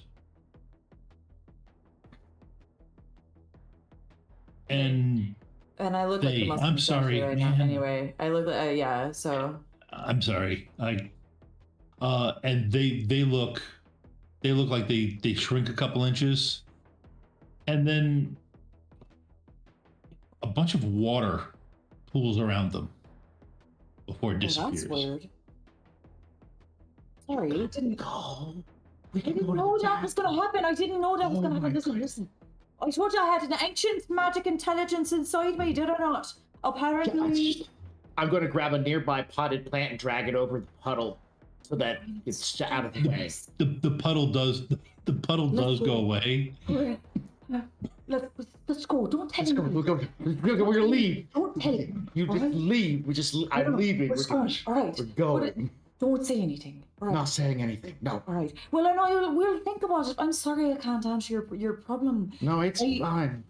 We get outside at this point in time, and we're standing outside the hospital. I assume. Before we talk to Violet, we're set like it's dark outside. I imagine, and in the parking lot is like empty. And I kind of stop you. I'm like, before we talk to Violet though, I'm sure you've been asking yourself this anyway. But were there any people besides the vampire himself, or were there any places or people that Candy wanted to make sure that you met, that you had a good relationship with?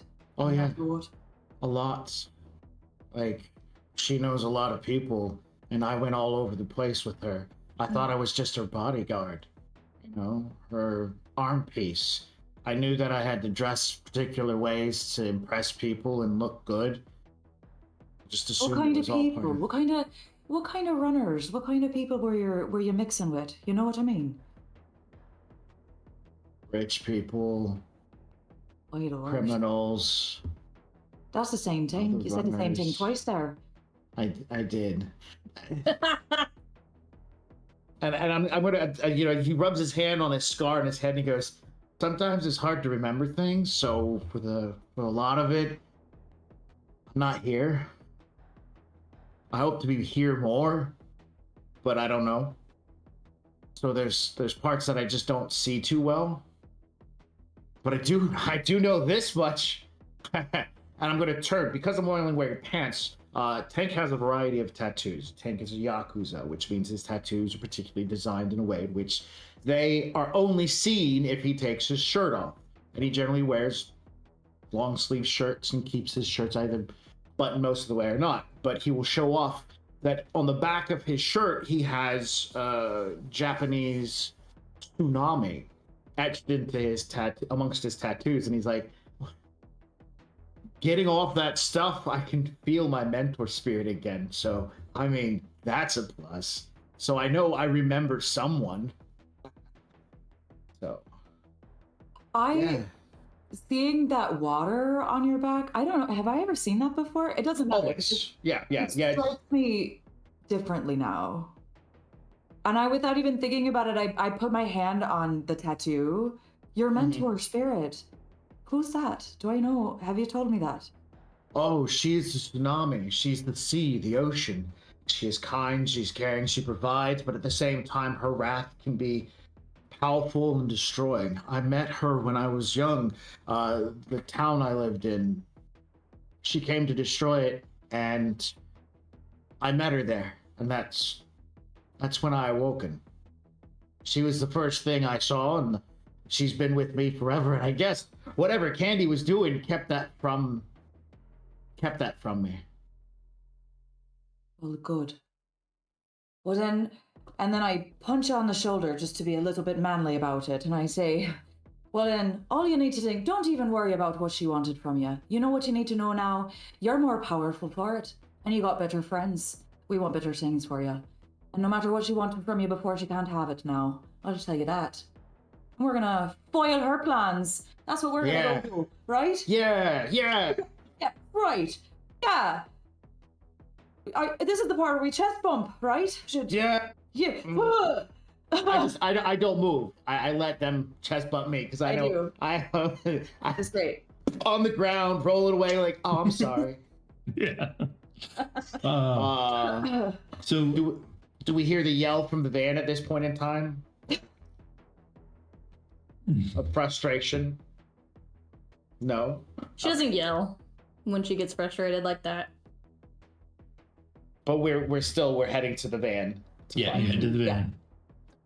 She might slam the door a little harder than absolutely necessary when she's leaving it. Yep. But we will get to you, Tank, and we'll get to the point of Tank asking Violet for his comlink back after the break, assuming Tyler's still awake. You look like you were nodding off. You look like you were nodding off in the camera. Listen, just because I'm real squinty doesn't mean anything. We'll be right back after this break. Someone is falling asleep. And we'll be right back.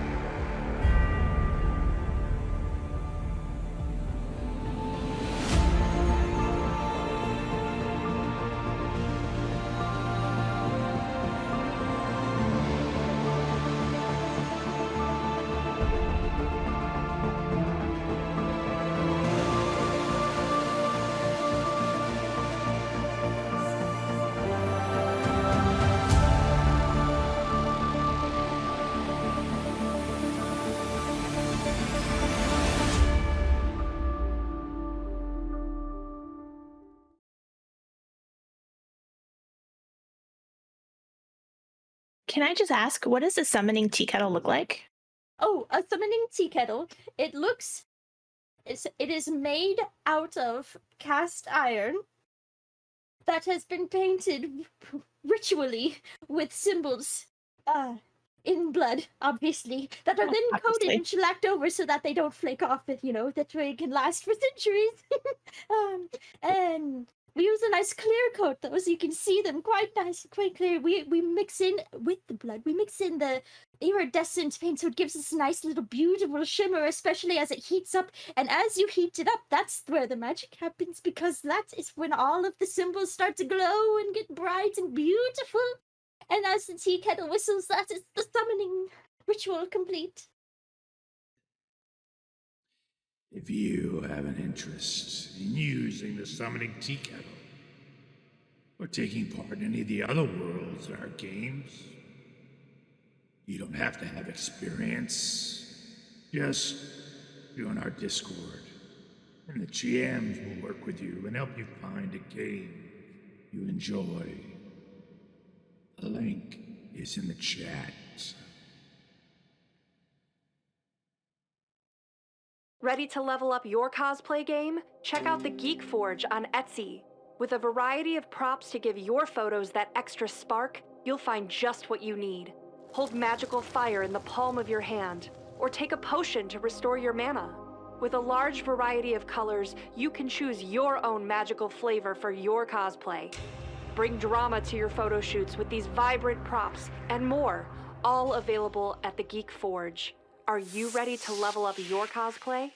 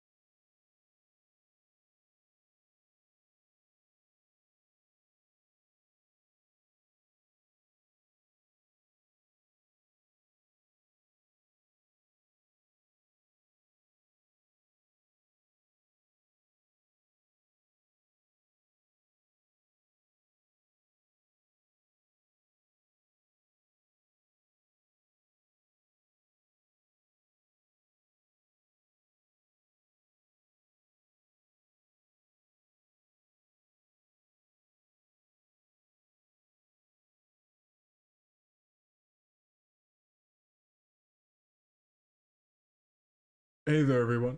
And just a reminder to throw in your survey into this link down in the chat.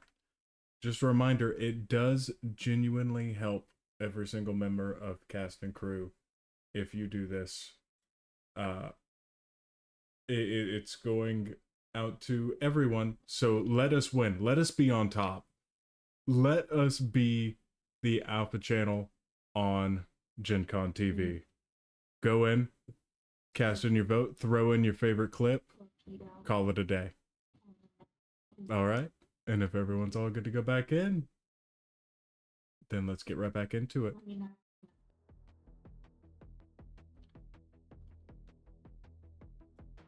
Okay. Let's see. Yep, Violet, you, as you walk out of the thing, the Faraday cage is active. On the vehicle. As you walk out, you see Tank coming out wearing pants. I am moderately surprised. Rest is up to you, you three. You're muted, Robin. You're rubbing your temples. That's not usually a good sign. Yeah, well, I haven't had a chance. Did anybody else show you the picture that we were sent after your "Where are you?" message? Sorry, what? Okay. And I'm gonna like pull up my actually pull my comm link out of my bag to pull up the image that was taken from my hair looks like from the back. Not the point, Rovan. Nobody was in your van with you. No, that's well, all right, but and I was not able to find any bugs either. That's what I've spent the last hour doing. That's weird. I've made sure the Faraday cage is currently active. I recommend that we take time at some point in the... I've got a timer going on in the corner of my vision. Yeah. Maybe you take time in the next couple days to go over the van with a fine-tooth comb. Right. What's that? Because the picture can't be taken without a camera. Right. Could it have been a malfunction? Could it have been the Saint Bernard? The Saint Bernard? Or did you find any? Did you find any snakes about? There was there was nothing that could have taken that picture. I'll have to figure out what this number is. Is it like an actual comm code that it was sent from, or is it like just junk data? Yes, it is a comm code it came from, yes. I don't really feel like doing this right now. Where's tracing it back, it's offline. I'll hand wave that to you. Okay. Well, whatever number sent it is off. Is burner if they're smart. You got my phone? Oh no, that's in pieces in my garage still. You don't want that phone back. I don't have a phone. And I I'll look get to you a new phone. Rovan, to kind of get their gauge, and I look back to Violet and go, I think I need to call Candy. No. I think I need to highly find her. We will do that. We will do that together as a group once the other two have been released by the doctors. I just don't know how to do that without my phone. I've got all the information from your phone. I'm going to sigh at this point. I'm like, okay, good. Because, I don't know what I do without my tech. Yeah, I will get you a new phone. Okay. And make sure it's got everything you need on it. All right. That's good to hear. And I would like to make sure, if we can do this, that I look over your phone at least once a week or whenever we meet up. So Sure, I wouldn't have anything on there. Yeah. By the way, when you did go through your phone, probably about 85% of the photos were of me wearing almost nothing. Not concerned about the photos. Just saying that he is very vain about the way he... Violet has seen more of Tank than she ever wanted to at this point. She went over his comic with a fine-tooth comb. Okay. You might not. Nobody's told you what I found on your comlink, have they? Well, I mean... Have I told them what I found on your comlink? No, I don't think you've told us. Okay. Right. Okay. They told me that Candy was putting drugs in me. Yes. Yes, that is true. She was also monitoring your phone, your comlink, and intercepting messages and phone calls for you. What? Yeah, there was a... What is... out of character question for a moment. What is Tank's logic? How smart does Violet feel he is? He's kind of like thick-headed, but I have a logic of 4. Like, he's able to figure stuff out. He's not really an idiot. He's just uneducated. Right. Like, okay. Where he comes from, public school was not a thing. College was not a thing. So, street smart is all he's got. Trying to figure out on the scale of Raptor to another Decker. Where is he on this scale? Like, if Raptor... If Raptor... And either. He's just not tech savvy. Okay, so... I'm probably about a quarter of the way between where Roven sits, or halfway between where Roven sits and where Raptor sits. So, like, you can give me a phone and I'm going to be able to, do a variety of things with it. Heck, I have a guy who's my tech dude who gives me all this tech stuff, like my AI, and he's like, here's how you... I have a Violet who's already on the side, who's been doing everything that Violet does. It's just now I have Violet instead of him. Okay, so you remember Alice on your comlink, right? Oh, yeah. Oh, if we could get her back, that would be great. I don't think that's going to happen for many reasons. I can find you a similar one. But... She gets broken or something? Or something. I'll explain that. That's a separate sort of... Okay, one thing at a time. Oh, yeah, sorry. Yeah, no, I'm trying to... Alice, the agent... was intercepting your calls and sending them to Candy.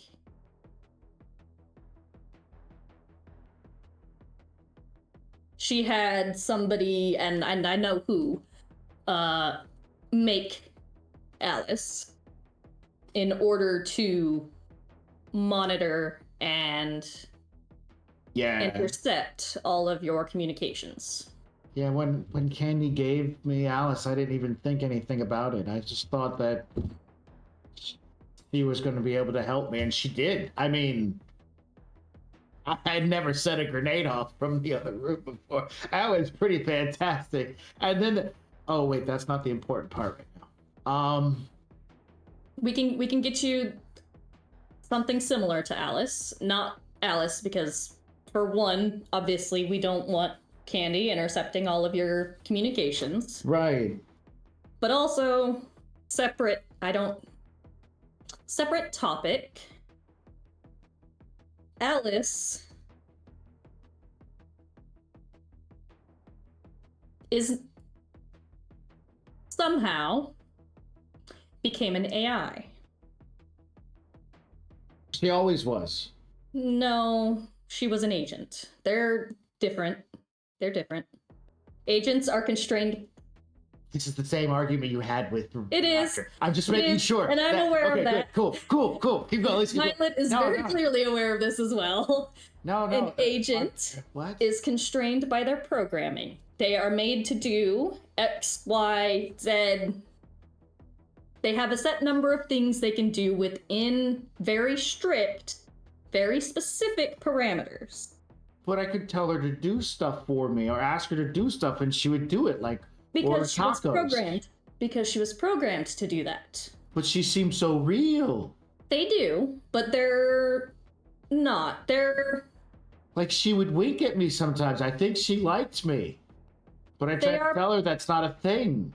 They are, some of them, programmed with personalities, yes, and programming is very sophisticated. They get very close to real, but they're not real. Did you ever... Okay, so have you ever asked her to do something and the response was, I don't know how to do that, I can't do that, or something like that?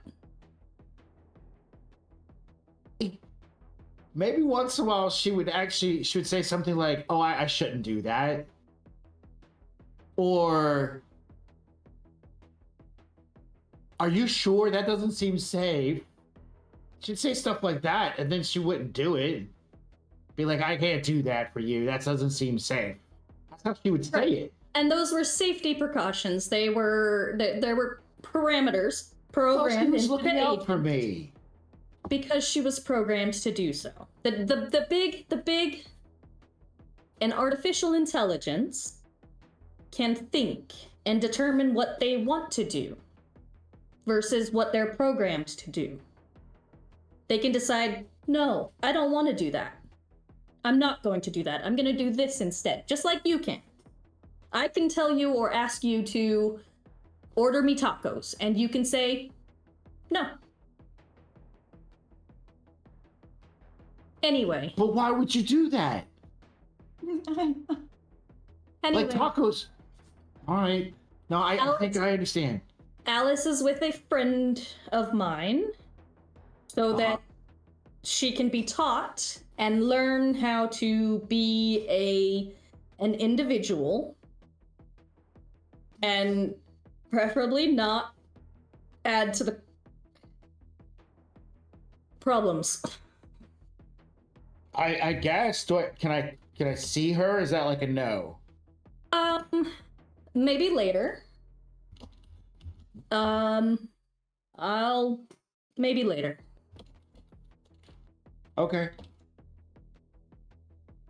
Hey, where were you guys? Were you guys just coming out here to find me, or going somewhere? Or Well, the concern is the on a filament whip and find you and find my Metalink and. Right. Okay. Yeah. Yeah. Okay. Hey. Thanks for doing all this stuff for me. Yeah, no problem. I mean, No, seriously, it's a lot. You don't have an understanding of, like, how much this is to me. To you, all this is easy, but to me, this stuff is hard. Like, No, and I'm facing kind of a way toward Roven as well, so that they're not excluding, like caring about me. Of course we would, man. Weird and hard, because I always felt like I was just always supposed to be in the shadows and being pulled along with the tide of life. There's a lot of stuff not happening in my head right now.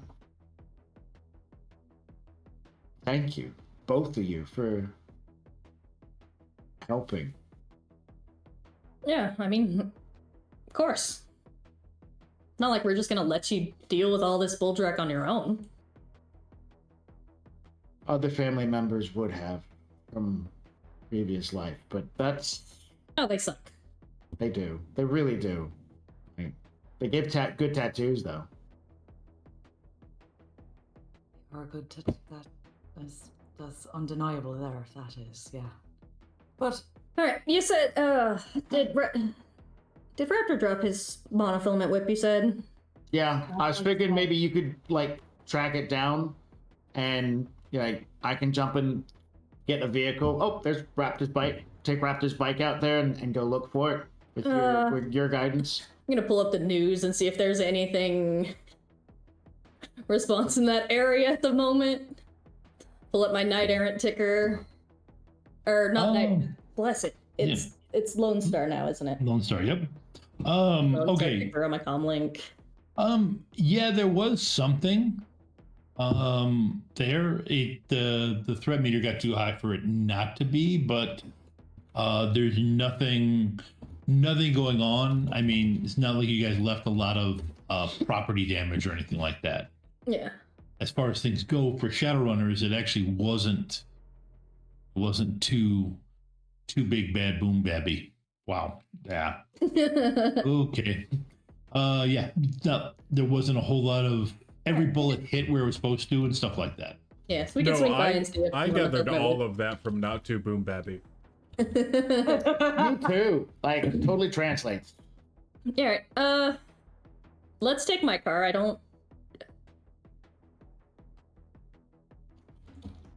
I love your van, Roven. I'm not comfortable with it right now. Right. After that picture. I actually, can I ride in the back seat?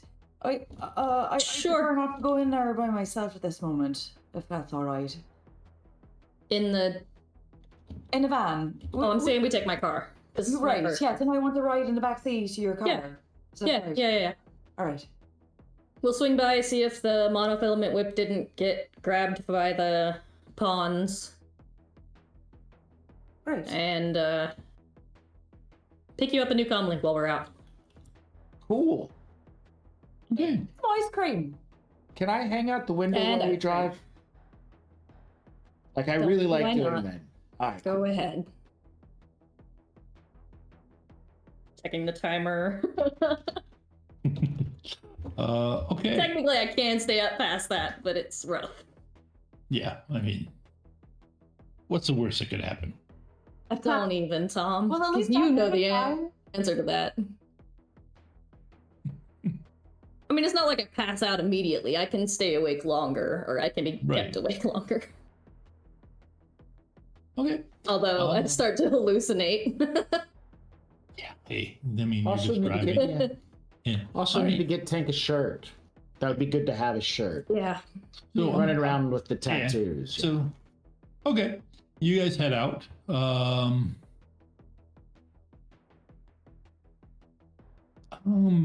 Raptor and Buck.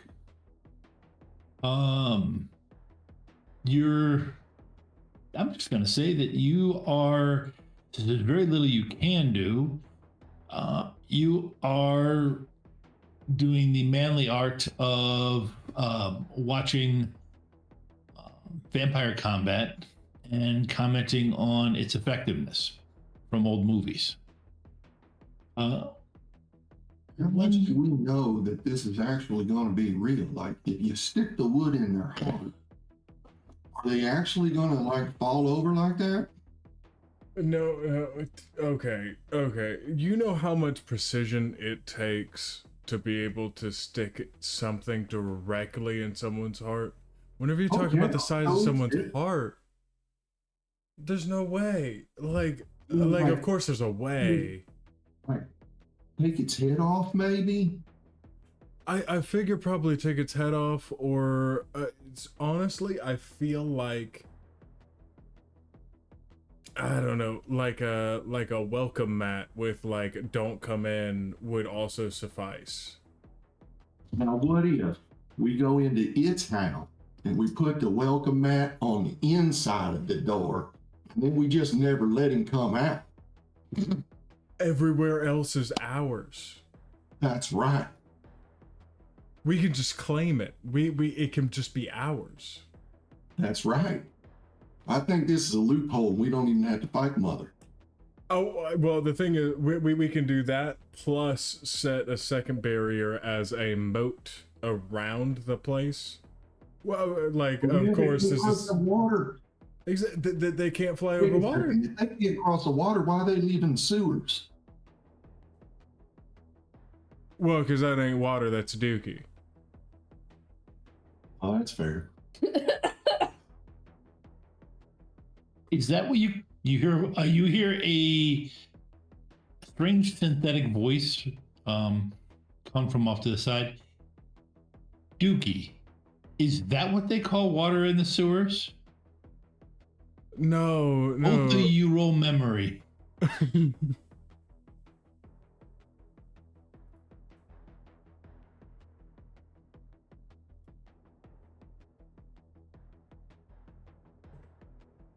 Roll a 3 to Raptors 1. Raptors 1. These dang wound penalties. Yeah, no. Oh well, no, I'm assuming that I. Oh, okay, I did have this on. Okay, thank goodness. Yeah, the difference is you didn't pay that close attention to him like Raptor did.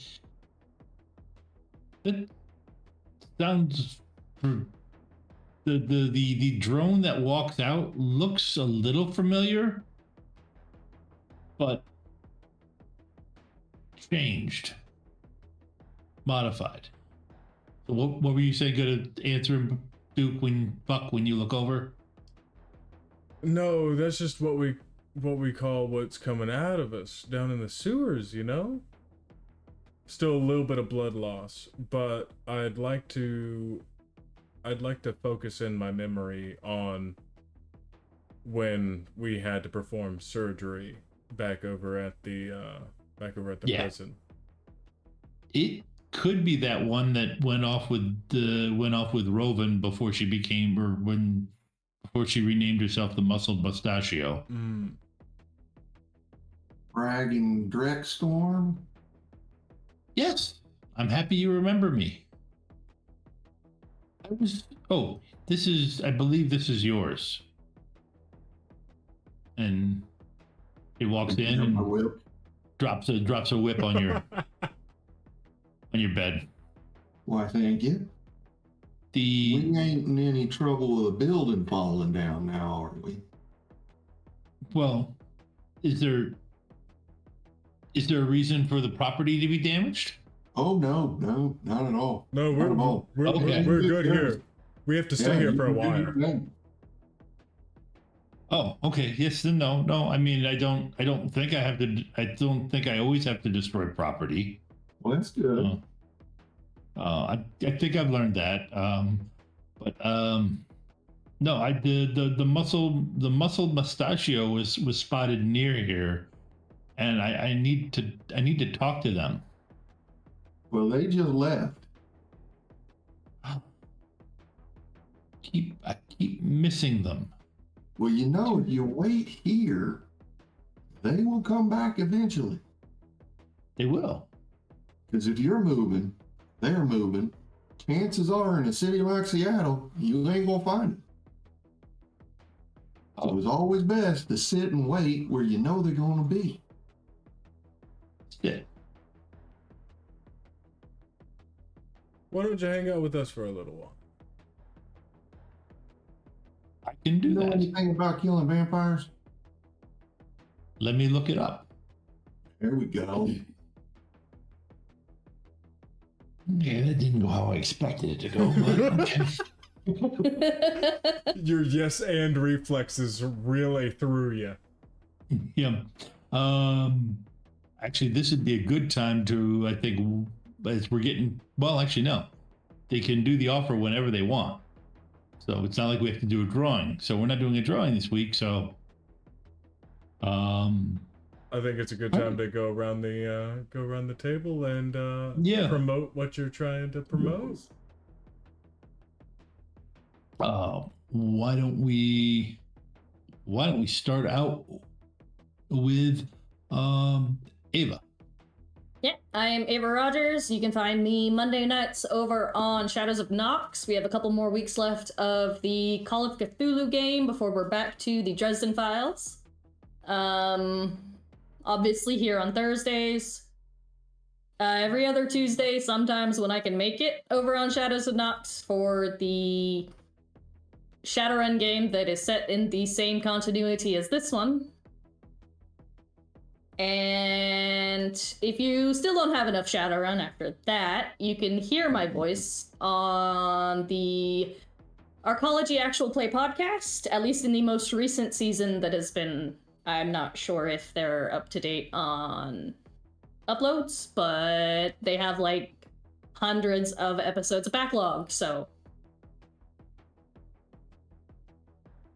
I think that's all I'm doing. Somebody else go next. I'm tired. Okay, why don't we drop down to Red? Do you have anything going on? Not much right now. I'm just mainly doing this, but the every other Tuesday thing, sometimes I'll make it out for Shadows and Nox. Definitely watch that, because some of the things that happen there affect the game here, and some of the things that happen here affect the game there, and it's always fun to kind of see them intertwining and stuff like that. But not until convention season when I start running again.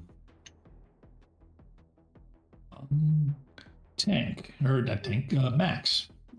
It's fine. I was surprised you called him Red, not Raptor. Hi, I'm Max. I wear 2 hats. Not cowboy hats, but one hat is with Rough Magic. They're out of Chicago, but I'm in Jacksonville because I'm helping expand the business down here as well. And so what I do is I go to local places like the Nakama Anime Bar, which was just recently, and I run games for people. We have 4 game masters down here, and we are filling up slots and finding places to go. It's been an amazing last few weeks. A lot of stuff has been going on. So if you are looking for a game master and you're in the Chicago area or the Jacksonville area, and apparently now the Detroit, or are you online? Or you're online, Rough Magic can help you find a game master, because that's what we are. We are trying to help players find a table to sit at. And if you're a long-term game master who needs a table to sit at because you're tired, definitely reach out to us. We have lots of opportunities, and if you're interested in working with us because you want to be a pro GM, then reach out to us in that manner as well. We're always looking for more help, more hands, and we pay. Our game masters get paid a viable wage, so that's what we got going on for Rough Magic. But I also wear the hat of Original Box Set. And we stream almost every other Tuesday or every Tuesday. We have a couple of D&D games that go on and stuff like that. So if you're looking for a casual place to hang out, talk about D&D, and look at silly memes, we have a Discord called Original Box Set. So I'm sure that someone will put a link down into the chat for the Discord. Do you have that? If you send that to me, I don't know if Oh my goodness. No, I think you have to refresh one every single time you do this. Really? You do. Unless you set it up properly, yeah, you do. Yeah, I don't know how to set anything up properly. You send it to me, I'll get it posted up. I have the tech skills of Red. I mean, Raptor. Red got a lot of tech skills. Raptor, though, no, not so much. I feel you, brother. But yeah, that's what I've got going on. Original Box Set and Rough Magic. So, Tara, did I miss anything? No, I mean, hi, I also do Rough Magic, and I just want to stress, do you want to play Shadowrun? Like, do you want to play any game? Do you, I just want, even if we're not in your city, reach out to us. We could be. Yeah. And we also can run stuff online all the time. At your leisure, at your pleasure, we'll run a game for you. Somebody write that down. That's the first time I said that. At your leisure and our pleasure. Yeah. So, well, all of ours. It's really great. Yeah. At your leisure, it's our pleasure. Also, if you're so many different variations, if you're at GameholeCon this weekend, check out Christian Stokes, who's the founder of Rough Magic, is out there. Say hi. And we also stream on Rough Magic channels. I'm on every other Sunday, not this one, but next one, playing Pathfinder. Supposed to be slaying giants, but I'm befriending them instead. Like I do, so here we go. That's me. Yeah. Fantastic. Okay. I'm Teslan or Tom Augustine. Let's see. Other than GMing this every week, I also GM on Tuesdays. Like they were saying, it's the same universe. It's another Shadowrun game. I'm also over on Shadowrun Missions Online. I'm a writer for Shadowrun Missions, and one of the GMs over on Shadowrun Missions Online, where we play online games regularly. That for the Shadowrun Missions Living campaign. It's a lot of fun. A lot of other people. We've got a good community there. It's also great, even if you're not interested in the game. Or if you're just looking for help with Shadowrun, We've got a lot of the Shadowrun experts, the authors and such are there, and they will answer your questions. So for games where I can be seen this week on Monday, that's Echoes of the OSS, the Cthulhu game on Monday night, where it's the one game, it's at 9 o'clock on Shadows of Nox, and it's the one game where Ava doesn't tell me how much she hates me. That's because you're not GMing. Right. I'm not GMing. I'm actually her devoted bodyguard. Tuesday, we already talked about Shadowrun, and that's at 7:30, and there is usually space open. So if you want to join our Discord, there will be a casting call for it, and you can express your interest. Anybody's welcome. If you don't know Shadowrun, it's a great way to learn. I've got pre-gens that are specially built to be easy for new players. Over on Shadows of Nox also, we've got on Friday, we've got Grimm's Chill, which is a fun game. And Saturday, I'll get to return to Saturday morning gaming, where we get Savage Worlds, the Vile Tomb of Zelfin, which is by my good friend Kender Mage, his Team Badger game. And that's going to be a lot of fun at 10 a.m. Eastern on Saturday.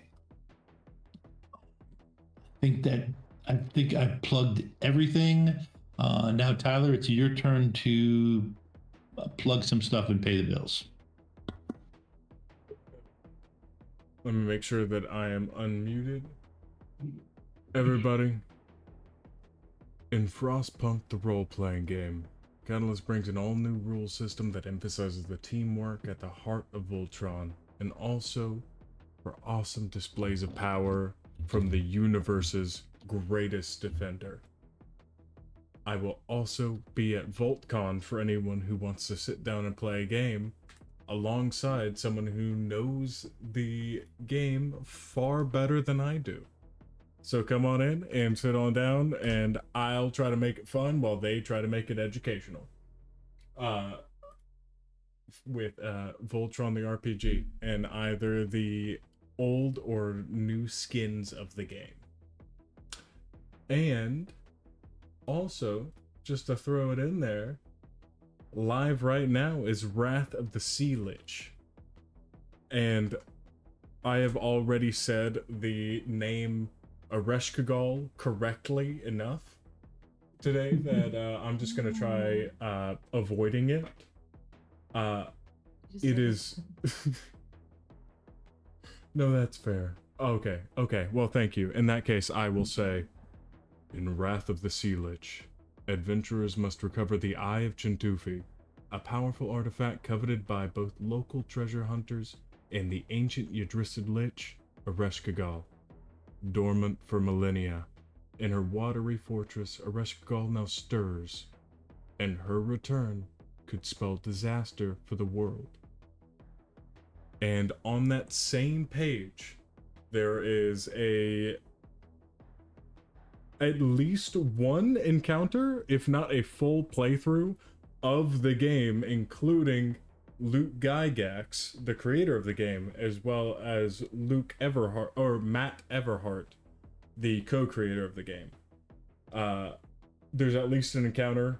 If it's not up there, then we also have a full session of it up on YouTube right now. Go check it out.